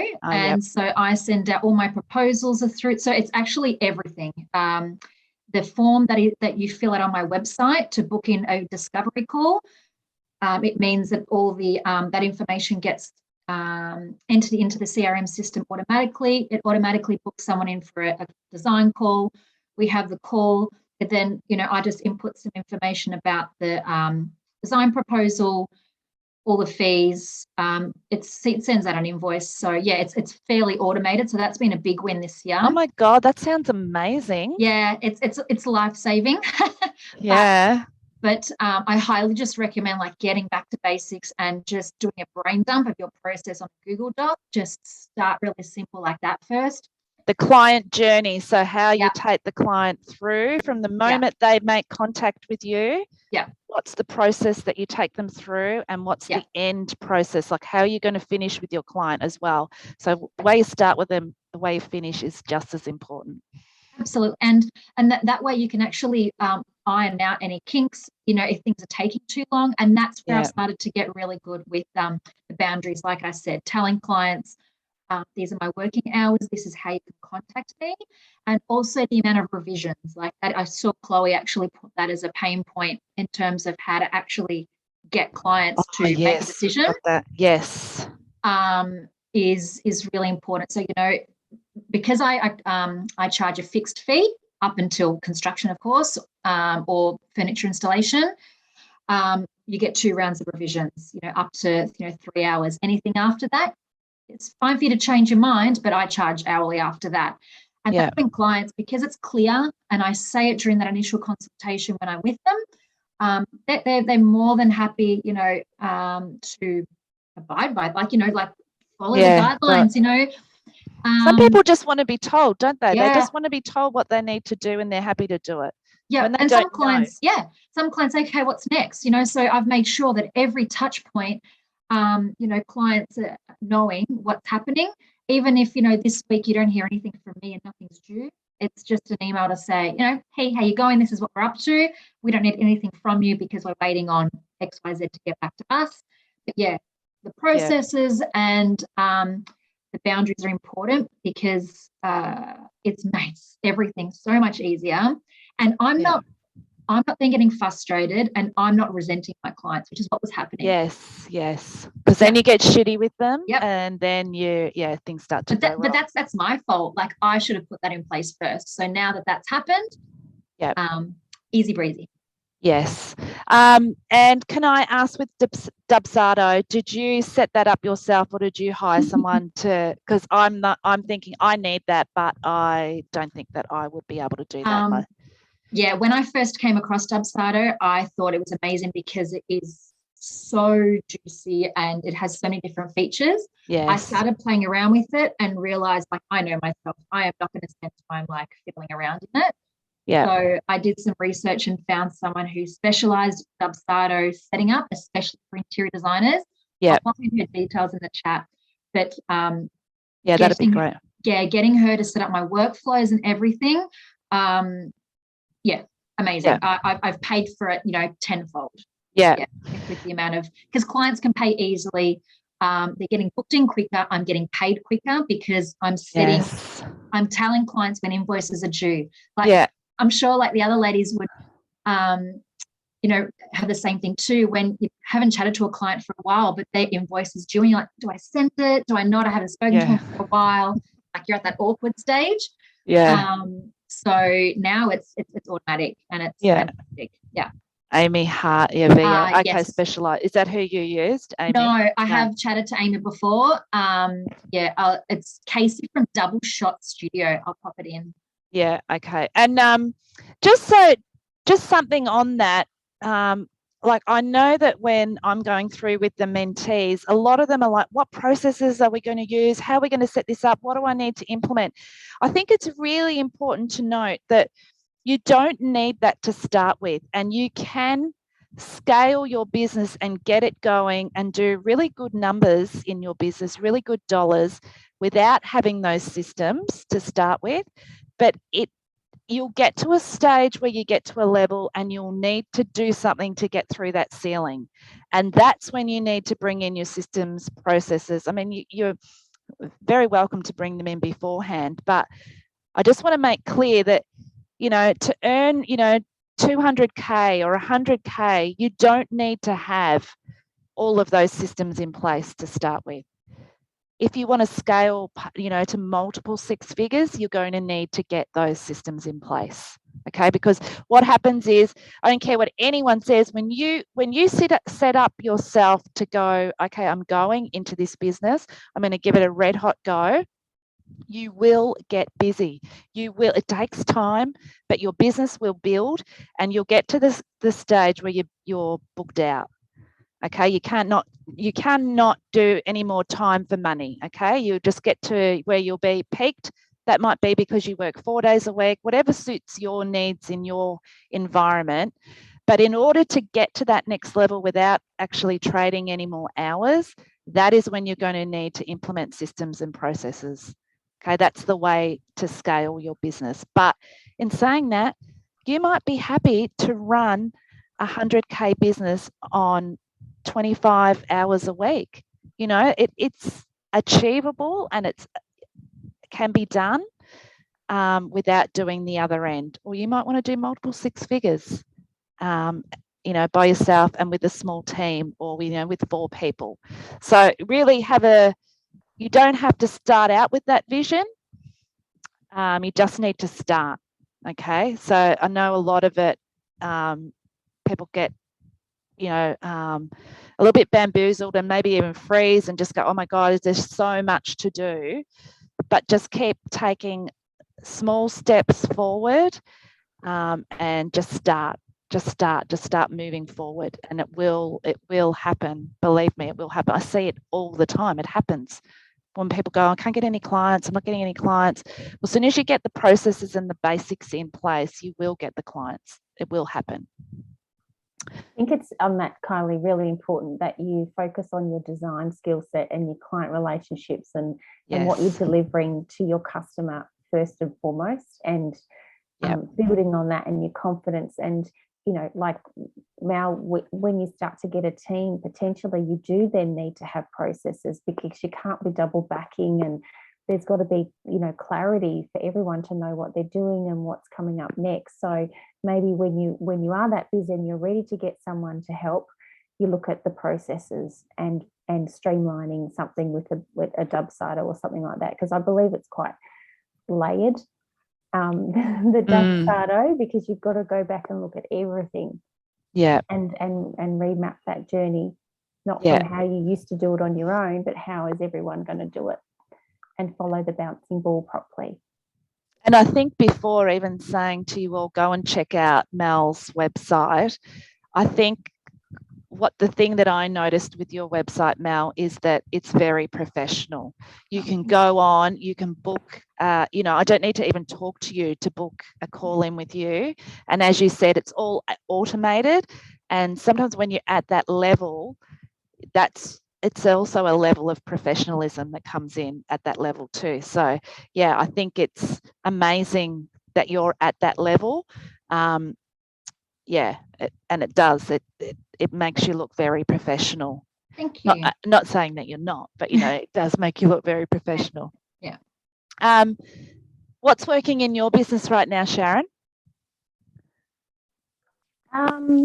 I would say not dissimilar to Mel, it's boundaries. So I've, finally got the confidence to not reply to messages that come after hours, or, I'm on a Sunday and I'm getting a text message, and quite often I know they're just dumping it and offloading because they've got a busy schedule too. But I'm not letting that eat away at me, because it did used to come like, oh my God, I'm having a day off. Can't you just leave me alone? I'm not here for you 24/7. But again, that's me managing expectations as well. My hours are also in the welcome pack, and I've taken a day out of that so that they can't contact me on a Friday, because quite often Friday is a little bit more of a wind down creative day for me. So I don't have Friday that the design studio's open. And I do like a 9 till 4. So at least I'm still, they're not hounding me from 9 till 5 every day. So just that boundary, but also being confident. I had a beautiful client had referred me to someone, and she rang me just to find out how much it would be, and I gave her my price. And the old me would have sort of, gone, oh, well, I can come around, or I can do it, if it's only this one, if it's just a paint color, I can do it for this. But I didn't. And I just stood my ground and went, well, that's what I'm worth, and that's what you're getting. And it's not about, like you said, Kylie, it stuck with me. It's not about what I charge by the hour. It's what value I bring by the hour, and how many hours I can save them in trying to find their own solution. Yes. So, that proves itself every time I go out and do a 2-hour sort of consult with a client, and they kind of go, oh, wow, you know a lot. It's like, yeah, well, that's what you pay me for. So we're going bang, bang, bang. So just being confident with, and finally owning my prices and sticking with that, and not changing the process, and being my own devil's advocate. Yes. Okay. Amazing. Okay. So Chelsea just missed. I'm just going to pin you back up to the top, Chelsea, because you went missing there for a little minute. But Liv, what's working in your business right now? I found I was at a little bit of a roadblock with systems and what systems to use. And it was a bit of a trial sort of error thing. So some systems work for some people, some don't for others. I'm big in the commercial side of things. So Xero has been a game changer for me. Quoting, invoicing, purchase orders. Yes. So easy, and everything's on the system. And again, you can log in from different devices. So it's really easy, but also getting some help. So I found that I was spending so much time doing things like admin, which I don't like doing. No. So now I've actually got someone a couple of days a week doing that stuff for me, whether it's responding to emails, invoicing, quoting, ordering. And that means that I've been able to focus and spend more time on the creative side and doing what I love, and attending site, showroom visits. So that's been amazing. So yeah, I love a showroom visit. Oh yeah, it's great. Yeah. We're actually all going to be visiting Liv's showroom soon, so we're going to be having a flooring visit this month. So it's going to be amazing. Yes. As part of the group, and hourly rates. Can we talk about hourly rates? What where do you start? Like, where do we think the industry's at? Maybe just tell us what your hourly rate is. And is everyone happy to do that? Yep. So Mel, do you want to start? Sure. So my initial consult, so before I start any project, I like to see a client, and Yep. that's $350 up to 90 minutes. Yep. And then I quote from then on in. And my Do hourly you rate, have your prices on your website? the only thing I've got is the initial consult fee. Yep. Okay. And that's to eliminate any tire kickers. Yes. So they know if they actually want to work with me, you've got to pay, and that's a great conversion rate. You know, probably 90%. Yep. Who pay that initial consult will actually sign up as a client. Yeah, and that's as you were saying, 12 years into business. What did you start your hourly rate at, just out of curiosity? Do you remember?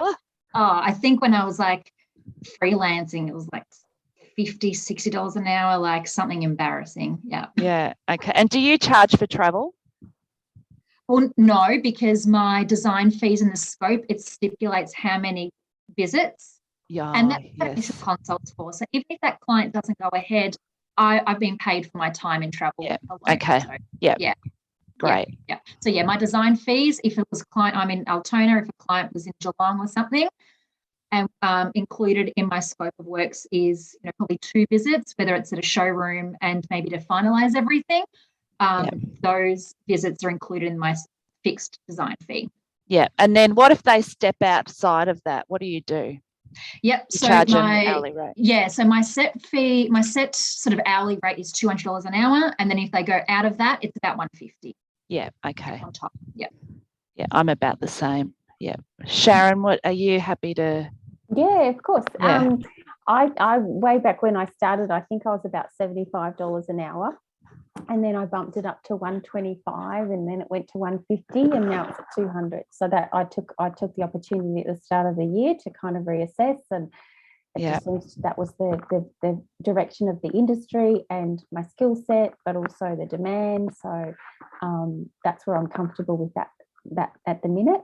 I do a 2-hour on-site consultation, and that's at I've tested the waters at $4.95, but I'm going to pare it back to $4.50, and that includes a 1-page summary of our notes. So I do all the note taking and what have you, and then give them a summary at the end.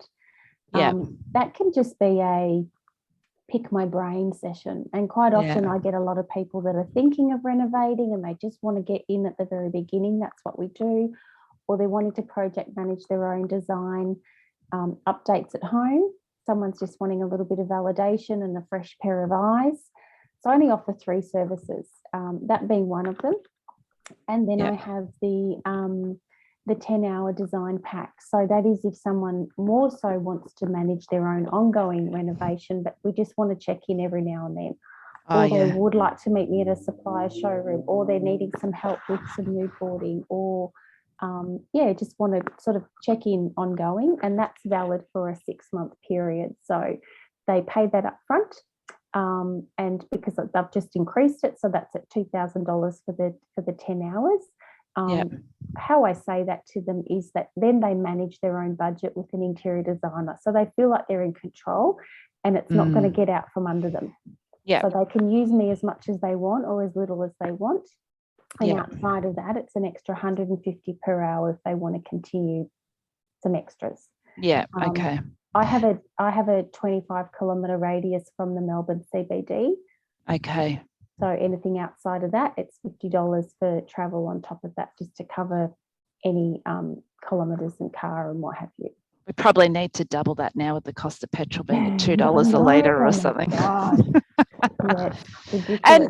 And if so you said that you have that 6 months, they've got to use that 10 hours within 6 months. How do you deal with someone that drags you out? They've used 5 hours. Yeah, I'll let them know. So we check in when they're up to 5 hours, and then we check in when they've used 7 hours. And then I'll say, well, we've got 3 more hours left, but you've only got 2 weeks left.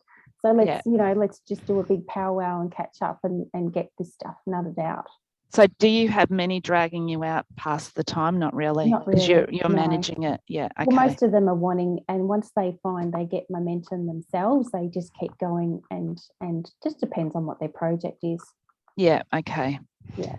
And Chelsea, what is your how do you manage your hourly rates and charge So rates? I have a 2-hour initial consultation called the Way You Live Consult, and Oh yeah, that's a nice name. I go out to a client's home for 350 plus GST, Yeah. and that's for a minimum of 2 hours. Yeah. And then if the clients are wanting to proceed, then I write them up a design proposal. So depending on the level of their project and what's involved, I then allocate an amount of set hours. So it might be 30, 40 hours, or even 10 hours or 20 hours, whatever I think relatively would sort of cover the project. And then I ask for 50% up front and then 50% when they conclude the service. Okay. The timeline, because some of my projects are so large, or sometimes now even with a lot of delays with construction and building, Yeah. so on. But I am, if a client is mine, I'm always in contact with them. So I don't really have more than, say, 10 clients on the go. Okay. It's sort of held out a little bit more because a few have sort of overflowed from last year. But that's sort of how I work. So I do an initial consult and then I do a proposal. Yeah. And how do you manage those multiple 10 clients? Like, are you managing them on a spreadsheet? Is it more sophisticated than that? What? I've got old school client manila folders. I feel Yeah. really embarrassed. I'm very old school. Yeah. I was going to show you one of mine. I've got like zip folders I keep for all my clients. So all their documentation's in there. Plus there's a spreadsheet we push backwards and forwards. But literally got folders right near my desk at my fingertips. All of my correspondence and drawings and sketches and documentation is all in there. I take that client file with my to my appointments, and it works really well. So and then obviously I charge a 150 hourly fee plus GST. So I usually review my pricing at the end of every financial year. Yeah, I'm the every financial year too. Yeah. Yeah. Okay, that's funny. I've moved away from paper. I've tried to go more digital. So I take an iPad on site now, so I can access all of the drawings and everything. With a little pen, so I can make notes and things, and then I just take a notepad. Yeah, I find a lot of our comms are all digital anyway. Yeah, I've got a Pro, so I've got a digital I use, which is really good. Yeah. But tonight, obviously, it died on me because I just my bag, so I'm on my phone. But yeah, I've gone digital as well. But like I said, I do hand sketches a lot on site to, paint the picture, and that 2 hours of power is really quite intense. So like you said, Sharon, it's very much a pick your brain moment. There's a lot of ideas and inspiration flying on that initial consult. So yeah, there's a lot of note taking and drawing on the day. Yeah. Yeah. And Liv, what did you start your hourly rate at? What did I start it at? I'm going to say I think I started mine at $90 an hour when I first started. Yeah. No, I think mine was about 40. Now I don't really work with a lot of freelance clients. It's a lot of regulars, builders, developers and things like that. Yeah. So there's not really a discovery call or anything like that. I'm just 175 plus GST an hour. Yeah. But they have access to me 24/7. So 24/7? Yeah, I love it. Naughty. Yeah. No, yeah. So they're sending you messages, and do you just do it through either like email or text, or do you get them through Voxer? How do you deal with your clients messaging you? A lot of it's text messaging. Yeah, okay. But like I won't reply to it at 10 o'clock at night. No. So yeah, you have to have boundaries. That's something that I know it's one of my weakness. I need to, set those boundaries. So recently, I've put it in the bottom of my email. I've put my business hours, just so when Yes. people go to reply to my email, they're like, oh, actually, you know, she finishes at 4. But yeah, Yeah, email footer is good, isn't it? To actually to put yes, it in your email footer as well. must have. Yeah. Yes. Okay. Fabulous. Now we're coming up. We've gone for 2 hours. I still have lots more questions, but I'm just going to put it out to the group. Have we not covered something in the audience that you would like to ask so far? And if so, you can put your hand up or you can put it into the chat box. So I'm just going to see Nikki, Nikki's got a hands up. So Nikki, I'm going to unmute you. Hello. Hi, Nikki. Hi guys, how are you? Hi. I know a lot of familiar See you. faces here, so hello. Yay. Oh, it's lovely to see you. So I haven't actually seen you in the flesh yet, but yes, I'm looking Wow. forward to that. I know. Beautiful human. So I've obviously worked or went to school with a lot of the girls that are on the panel. Apart from you, Liv, I haven't met you before, but Sharon was my old boss.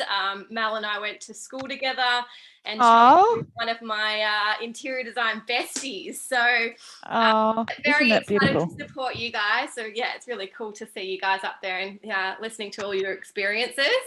But I just had a question for me, because I obviously have been doing this a long time. So I'm probably in the same position as Chelsea and Mel as well, of how long we've been doing this. For me, I found probably the most challenging thing has been obtaining trustworthy trades is probably the best thing to find out. I think that's probably one main thing that's holding me back starting my business, is trying to find good tradespeople. So I suppose my question is, how do you guys obtain good trades that you're willing to work with, whether it be, anything from a small bathroom renovation all the way up to, styling a home and getting, removalists and all of that kind of thing in. Yeah. Do you want to do that one, Mel? Yeah, I don't know if I'm the best person for it, because the past couple of years, I don't do any project management now, because I found I didn't like it. There was too many headaches for me. So I found I provided all the drawings and like the documentation, including the color selection document. And then I handed that over to the client and gave them a few builder recommendations, and then it was up to them. Yes. Okay. I just found it was just something I didn't want to deal with, because in the past, I'd been burnt and just got a bit messy. But in terms of like furniture installs, it's just been throughout the years, like, finding good removalists, even Airtasker, like even if just a quick jobs like unpacking boxes, and then having an art hanger. The designer therapy group is like amazing for that sort of stuff. Like, that it's one of my biggest resources, is asking if another interior designer has used a trade, and they recommend them, then I'm more than happy to pass it on to my client. Yeah. I find the trade thing really difficult as well. I find it a lot of them, even if you do refer them and they don't turn up, then there's that a reflection on you and your business. So I tend to really step away from recommending trades these days, only because for that reason, and because it eats into their time that they use me. So I will say to them, look, if you want me to spend the time to find the trade, it's going to actually eat into the hours that you've purchased. And it can be quite time consuming. So I feel like, I don't know if any of you other girls have got this, but I feel like if you can avoid or not, not get heavily involved in that side, it's probably good. It'll save you a lot of heartache, but it might not always be the case with the particular job that you get. I know, do you do that too, Sharon, or? Yeah, look, Nikki, it depends on what you're offering as part of your service and your proposal, because I've found also that I prefer not to project manage a job. That said, I've just done one recently, but I've worked on other jobs with good builders. So I've maintained a rapport with those builders because quite often they've got their own loyal trades. So they've got their tiler and their sparky. So if you can connect with a builder who you know, and I do plant seeds, and I'm like, oh, I've got a job coming up that might be good for you. And then reconnecting and following it through, not being afraid to say, hey, are you available at this time? And I've got a small bathroom, can you fit it in, or can you refer someone else? But or I'll say, would you mind if I contacted Jason, your tiler, because I really need a good tiler and I love what he's done on the previous job. So once you've got good trades, they're worth their weight in gold, and they are really hard to come by. But at the minute, they're so snowed under that I can't get my painter until April, May. So that's managing the client expectations too, because they're not in touch with the reality of what's happening out there. So we have to certainly manage that for them. But I'm like the other girls, I do try not to project manage jobs and just do the design consult and then hand it over to the builder. I still love working with the builders though on site, and we navigate problem solving and things like that, because there's been a lot of conversations I've had with my clients that the builder hasn't been privy to. So I'm able to then translate what we're trying to achieve versus a client trying to say it in a roundabout way, if that also makes sense. Yeah, and as Mel just said, project management is outside. It's actually not covered in insurance with us. So it can be, because if you recommend a trade and they stuff up, I mean, where does the onus go back? If that trade is also not insured, you can, I don't know, does the onus come back onto you because you've referred them or you've recommended them? So I reckon it gets tricky. And I had this conversation with Chloe in the group where I do the same. I try and work with builders so they have theirs, but I give the client the builder, and the client needs to do the work with the builder, not me. Yeah, because otherwise you can get yourself into, it can get all sticky. And if there's extras and the builder's charging, the client comes to you and says, you didn't tell me about that. And it's like, oh, I don't want anything to do with that. No. Yeah, so the moral is here, as much as you can palm off to the builder and the trade, I think. Does that sort of help that question, Nikki? 100%. I think it was just, I feel like I want to be involved with so much stuff that, like, at the moment I am project managing a job, and we've got like a friend of a friend who also is starting his own, I suppose, building business, and it's just been an absolute nightmare. We've been renovating a bathroom since November, and it's just been like, trades have been delayed, trades haven't turned up, like it's just been a bit of a nightmare. So I'm just probably starting to learn to kind of stand back and just give them the documentation and whatever, and just say, you deal with it from now on in.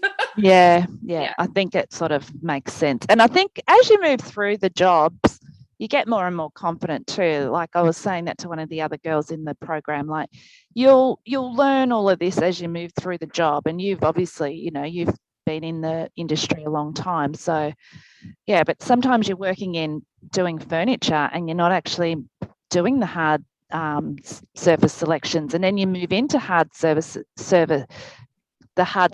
selections, and then that's a whole new world that you have to learn, and lots of stuff that comes with it. There was another question. Did you have another question, Nikki, just before? Oh, no, I'm all good. But very excited to see everybody on, and congratulations. Yeah, it was great. Yeah, I'm so excited to see you on here, and I'm so excited to see so many women turn up live tonight. It's just amazing that you're all here and that you're all still listening, and it's really good. There was an early question in the chat, Kylie. Do clients like to know you have a qualification? Oh, is there? Okay. No, not many ask me. Yeah, no one's ever asked me, and I actually did a post on this. I don't know if any of the others have had this, but I think qualifications will help you with your confidence, but they're not paramount for you to get jobs. You'll find very little clients want to know your qualification. They want to know what you can actually deliver them. That's my belief. What do you reckon?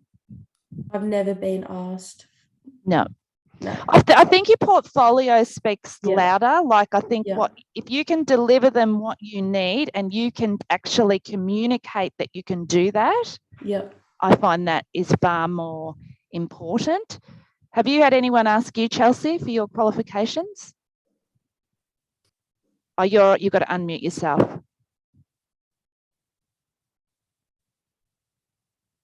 Can you unmute? Oh, she's taken herself off. Sorry. Good. I've been in the industry for so long, so no, not really. Yeah. You may have a client that may ask if I went to, uni or TAFE, but I don't think that really matters anymore, really. But I think you need to have some sort of qualifications when doing our job, I think, to have integrity in what we do and know the all the things that we need to learn throughout the industry. So I think you do need to have some sort of qualifications, whether it be, an online course or in TAFE or uni. Yeah. Or on the job, like working in a tile gallery or somewhere where you're going to learn about, you do need to know about the surfaces and yes, exactly, the applications. That's a good word for it. Yes. How do you manage booking clients in advance and spreading them out? Mel, have you got a... I giggle because that's like something that's a challenge for me. I try and not do, so let me backtrack a little bit. I have structured my week now, so I only have 2 days a week where I'm out seeing clients, and I try and do no more than 2 clients per day. So that means I can have 4 consults in that week. A week. But that to me, like even saying that right now, that is way too much. Yeah. I find because it's actually exhausting going out, seeing people, chatting to them, and then going back and putting a proposal together. So in saying that, like I've got a wait list now, and I was a bit scared saying that at first because I thought it might deter people, and but I find that people are happy to wait if they love what you do. That's absolutely fine. My project. How long's your wait list currently? At the moment, we're probably looking around end of May, June. Oh, right. Wow. For new clients. Yeah. Okay. That's only because I'm going overseas soon, so I can only see so many face to face. Yeah. But then everything will go online, or I've got my team. But they don't know that. They don't need to know that. They just know that my team is here to support them. Yeah. Do you see all your clients face to face yourself, or do you send your team, or does it depend? It depends on each project. I like to see initial clients, like for the initial consult. Yep. But in terms of like if I need to do a check measure or something, I'll get one of my team members to go out. But I'm always like, any presentation meetings, it's me. And that's sometimes on Zoom. I found the past 2.5 years, everyone is confident with Zoom. They are absolutely fine to do that.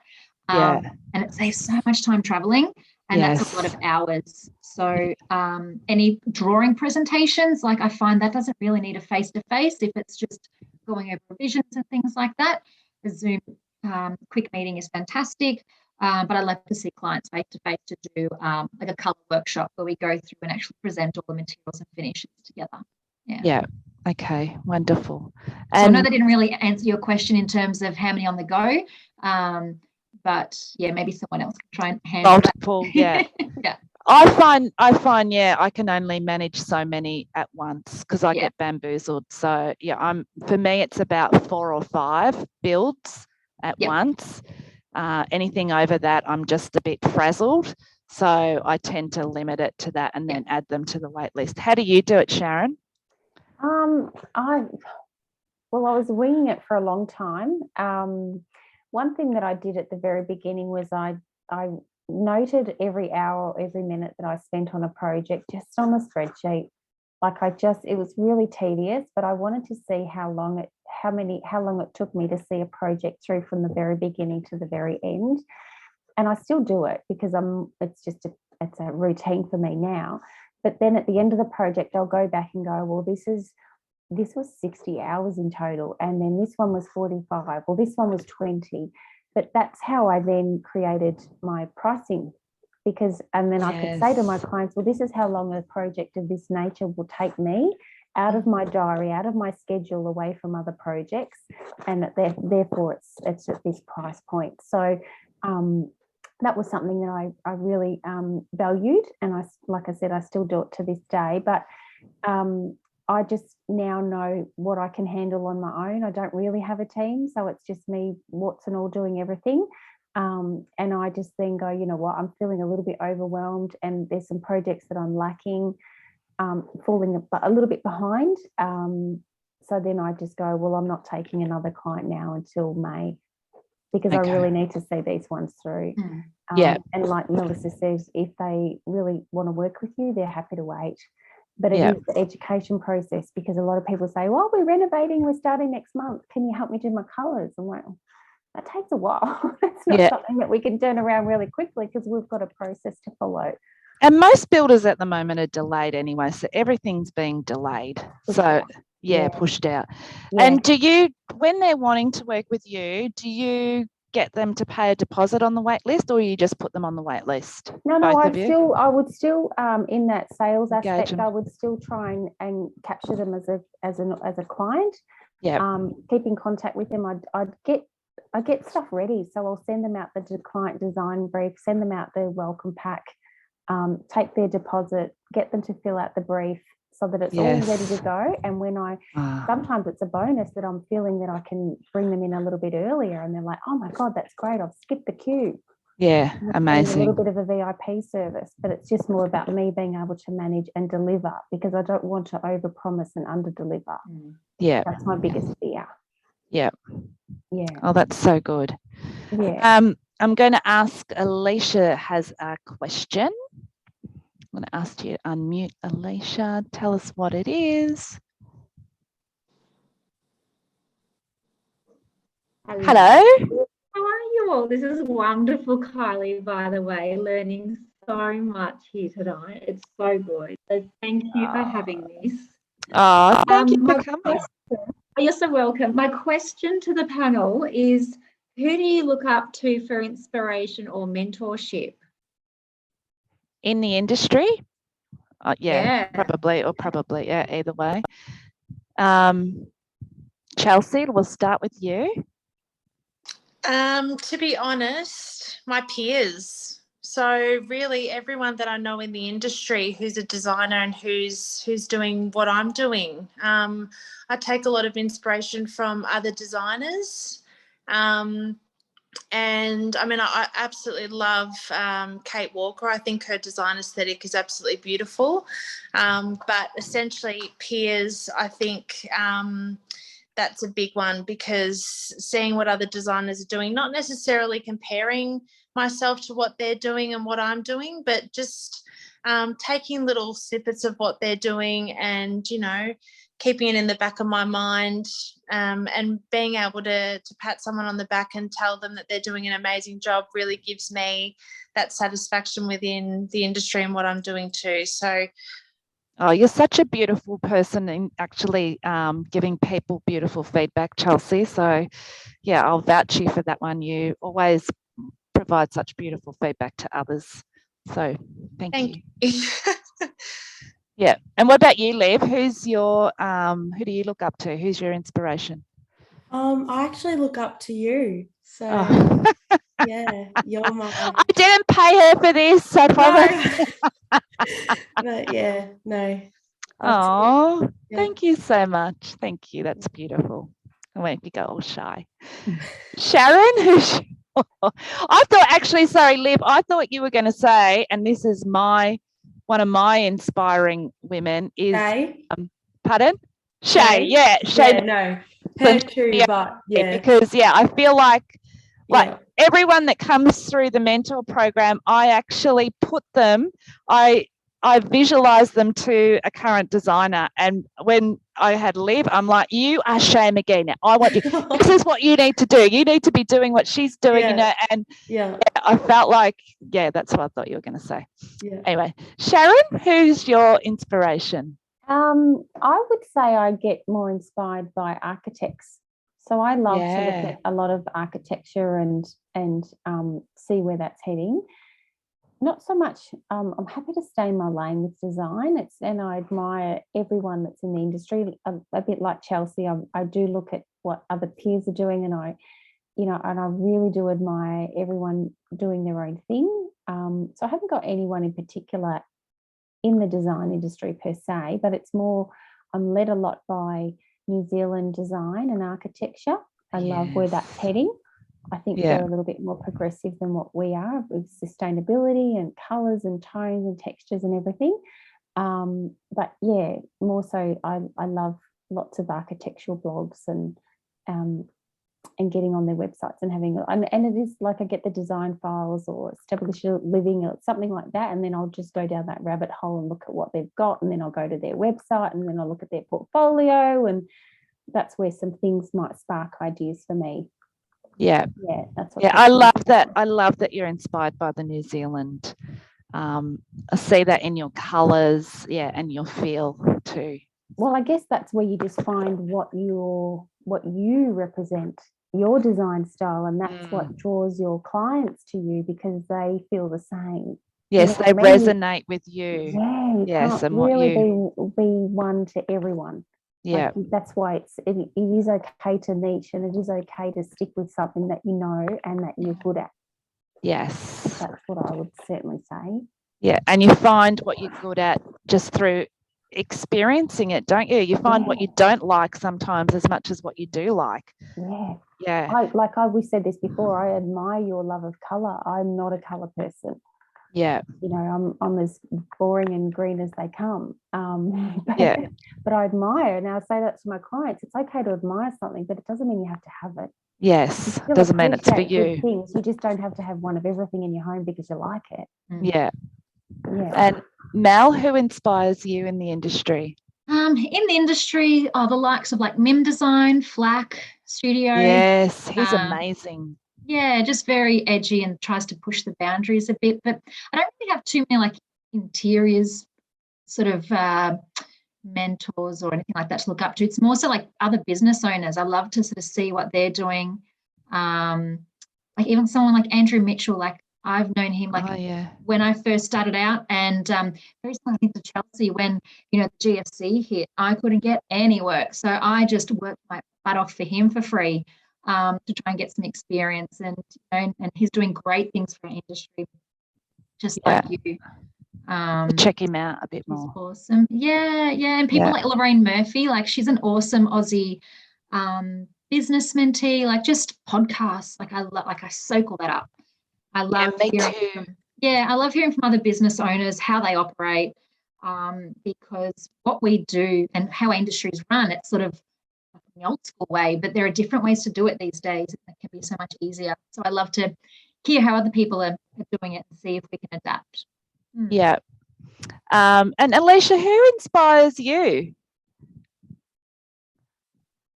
I've got a few at the moment. Well, I've got you, obviously, Kylie, because I'm in part of the interiors or a mentor group and the membership group. So that has been amazing, and a bit like what Mel was saying as well. Often it's outside of the interiors that I probably am quite inspired by. So I've got Emily Osmond in my network as well, who's the marketing collective. She's can highly recommend her. I look for people who have been doing it for some time. Obviously, I'm fairly new in the industry, so I'm looking to people who are earning over 100K, have been doing this for quite some time, really know their niche and their market. But like Mel said, other business owners that aren't necessarily interiors related. So I guess they're like you guys are my first sort of two mentors. Architects like Sharon, I'm certainly looking to those guys for probably pushing the boundaries a little more, and not just the typical kind of where the general consumer is looking.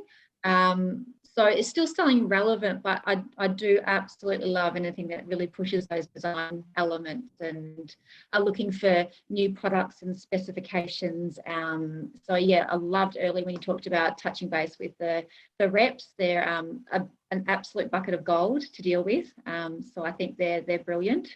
And then just like Shay McGee, obviously I do love her. I just love her authenticity. So anyone that's actually incredibly authentic, actually I have to admit, which is really funny, it's got me kind of inspired, who's got nothing to do with interiors, but Jimmy Rees. He's hilarious, he's authentic, and he just goes for it. And I think what I love about someone like that is that they just don't care. They just go for it, and they're making an incredible impact with people. So people, as I said, completely out of what we do. They're people I certainly I just touch base and look into those sort of well, there's areas. inspiration everywhere, really, isn't there? Like if you're not listening to podcasts, girls, ladies, there's so much inspiration out there, so many women doing amazing things. My inspiration list changes daily almost, but I love Trisha Guild. She does amazing things with color. She would have been one of my first inspirations for color. Jenny Key was one of my very first. I worked in bed linen at Myer as my first job, and she inspired me, as did Ken Doan. So they're really people that and I know Nikki, I followed along with Nikki as well because I know she's a color lover. I love color too. And Kelly Wursler, I think, I love how she pushes the boundaries. And Abigail Ahern was one of my favourites. She's from the UK, but she's all about doing things outside of the box. And really, I like to do things that are a little bit outside of the box, that are not predictable. And I don't know why that is, but that's just my style of what I like to do. And it works for me. It doesn't work for everyone, but it works for me. Jasmina, you've got a question. I'm going to ask you to unmute. Thank you, Alicia. Hi, Callie. Hi, everyone. Hi, Jasmina. Thank you so much for putting time. It's so great to support women in the design industry. It's a wonderful event and learnt so much. Oh, that's so good. Great. Everyone's been giving some really, open advice and feedback, which is fantastic to hear. Relatively quick question, I think. Liv mentioned that she's great at, she loves collecting business cards from people, and I'm a little bit old school, a bit like Chelsea. I like tangible things, like to see, I pull out a business card. Oh, I remember that, artist or designer out of my wallet that I picked up months ago. Do you all have your own business cards, and do you give them out? Is it something that you have as part of your promotional material, or is that a bit apart from your reps and your consultants that you work with? Is that more on that side of the business? I guess I'm going to start by just saying, I reckon it depends where you're niching into, like who your client is. But for me, I hardly give out any business cards these days, and everything is my Instagram handle. But I'll let the others go through it. I'll go. Sharon, do you give out cards anymore? Very rarely, and it is more industry related. So it is the professionals in the network, the suppliers, or you're at an expo, you always take your cards if you're not at an expo. Although a lot of them now, like at Denfair, you're just swiping your tag and then you're going onto their database and then they contact you because they've got all the registration details. But I do have cards, but I think I don't use them very often. I don't either. I haven't printed any new ones for ages. Mel, do you? I do actually, because I do lots of networking with builders, architects, and other business owners. So in the commercial area, so I find they're still doing that. So I find it works really well, and I give them to clients as well after that initial consult. Something to give them, because I don't have anything else to give them during that consult, really. So yeah. And Liv, you're doing commercials, so you would use your business cards. Yeah, they're on me all the time. I'm constantly ordering them.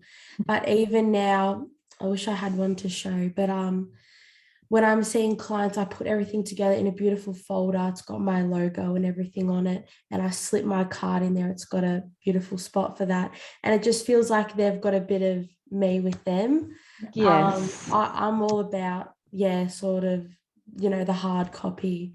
I'm a The bit old client school. experience. Yeah, so what I like they're- them to walk away with something, Yeah. and whether it might just be a business card, but yeah, I still think they're a pretty useful tool. Yeah. Yeah.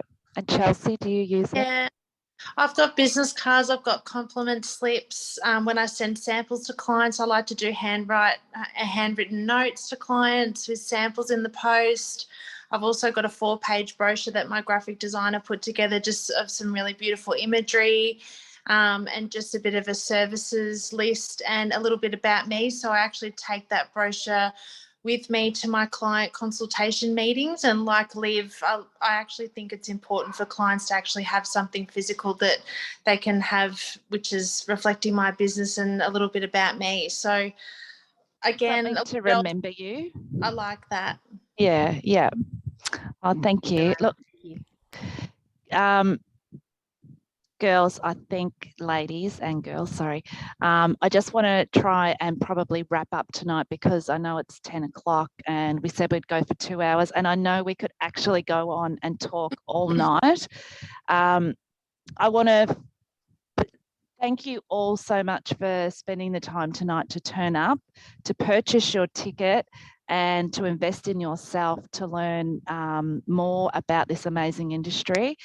I think, I'd love to all for you to, give the panel a big clap. Thank them so much for their time, their vulnerability, their honesty, and just their willingness to be so open with you all tonight. I thank you all from the bottom of my heart. This night would not be possible if any of you had said no. It was a big dream of mine to put this night together. I would love to do this sometime in the future in person. And I guess sometimes you've just got to put yourself out there and jump and ask and do these things and just see what happens. So I am over the moon. It'll probably take me to midnight to get to sleep tonight by the time I wind down. But I think you'll all agree, by right now, you're probably feeling one of two ways. Like, this is an amazing industry, and if you're not already in it, get in it, be seen, get out there. If any of us can help you get to where you want to be, then, use this to network. Part of the reason why I do what I do is so that we can all come together and feel supported. And it's what we all want to do, is to support each other. So this is the beginning. This is like a little ripple. This is the beginning of something amazing. I know it is. I know that we are going to change the way we do things in the interiors industry. I know that we are going to start sharing more, and you don't have to go it alone. You can actually reach out. And, between us, I think, as I said at the start, between the 5 of us, we have over 50 years experience in this industry. And it's absurd. And I know that even with Sharon will say to me, I've got 16 years. I owe it to actually be able to deliver that to new up and coming designers, to actually share my knowledge. Like, why? We don't want to take our knowledge to the grave, or, when we retire. So, yeah, I think it is a change. I know the industry can be a little prickly, and I know that sometimes it can feel really closed and a little bit elite. But I'm really here, and I know the women on the panel, just by them saying yes, we're here. We want to change that. We want everyone to be able to feel a part of this industry and to actually grow and do something with your talents. And don't freeze, and don't be scared, because we all have that, that thought of being scared. And if I can help you get to where you need to be or where you want to be, then please reach out. I'm always on Instagram. I love Instagram, so I'm only a DM away. And if we haven't answered your question tonight, and you had a specific question that you wanted answered, please hit me up on DMs and I'll ask the ladies for you. And yeah, I just want to round the night up by thanking the panel so much, and thanking you all for turning up tonight and investing in yourselves. So with that, I'm going to say good night to you all. I don't think there's any last minute, anyone on the panel want to say anything other than, yeah, thank you all so much. I hope this is the start of many more industry events that we get to do, and let's hope that we get to do one in person really soon, which I'm really confident that we will. And yeah, if you want to be a part of it, you know where to be. Like, we're here. Just dive in and ask. Don't be scared to ask.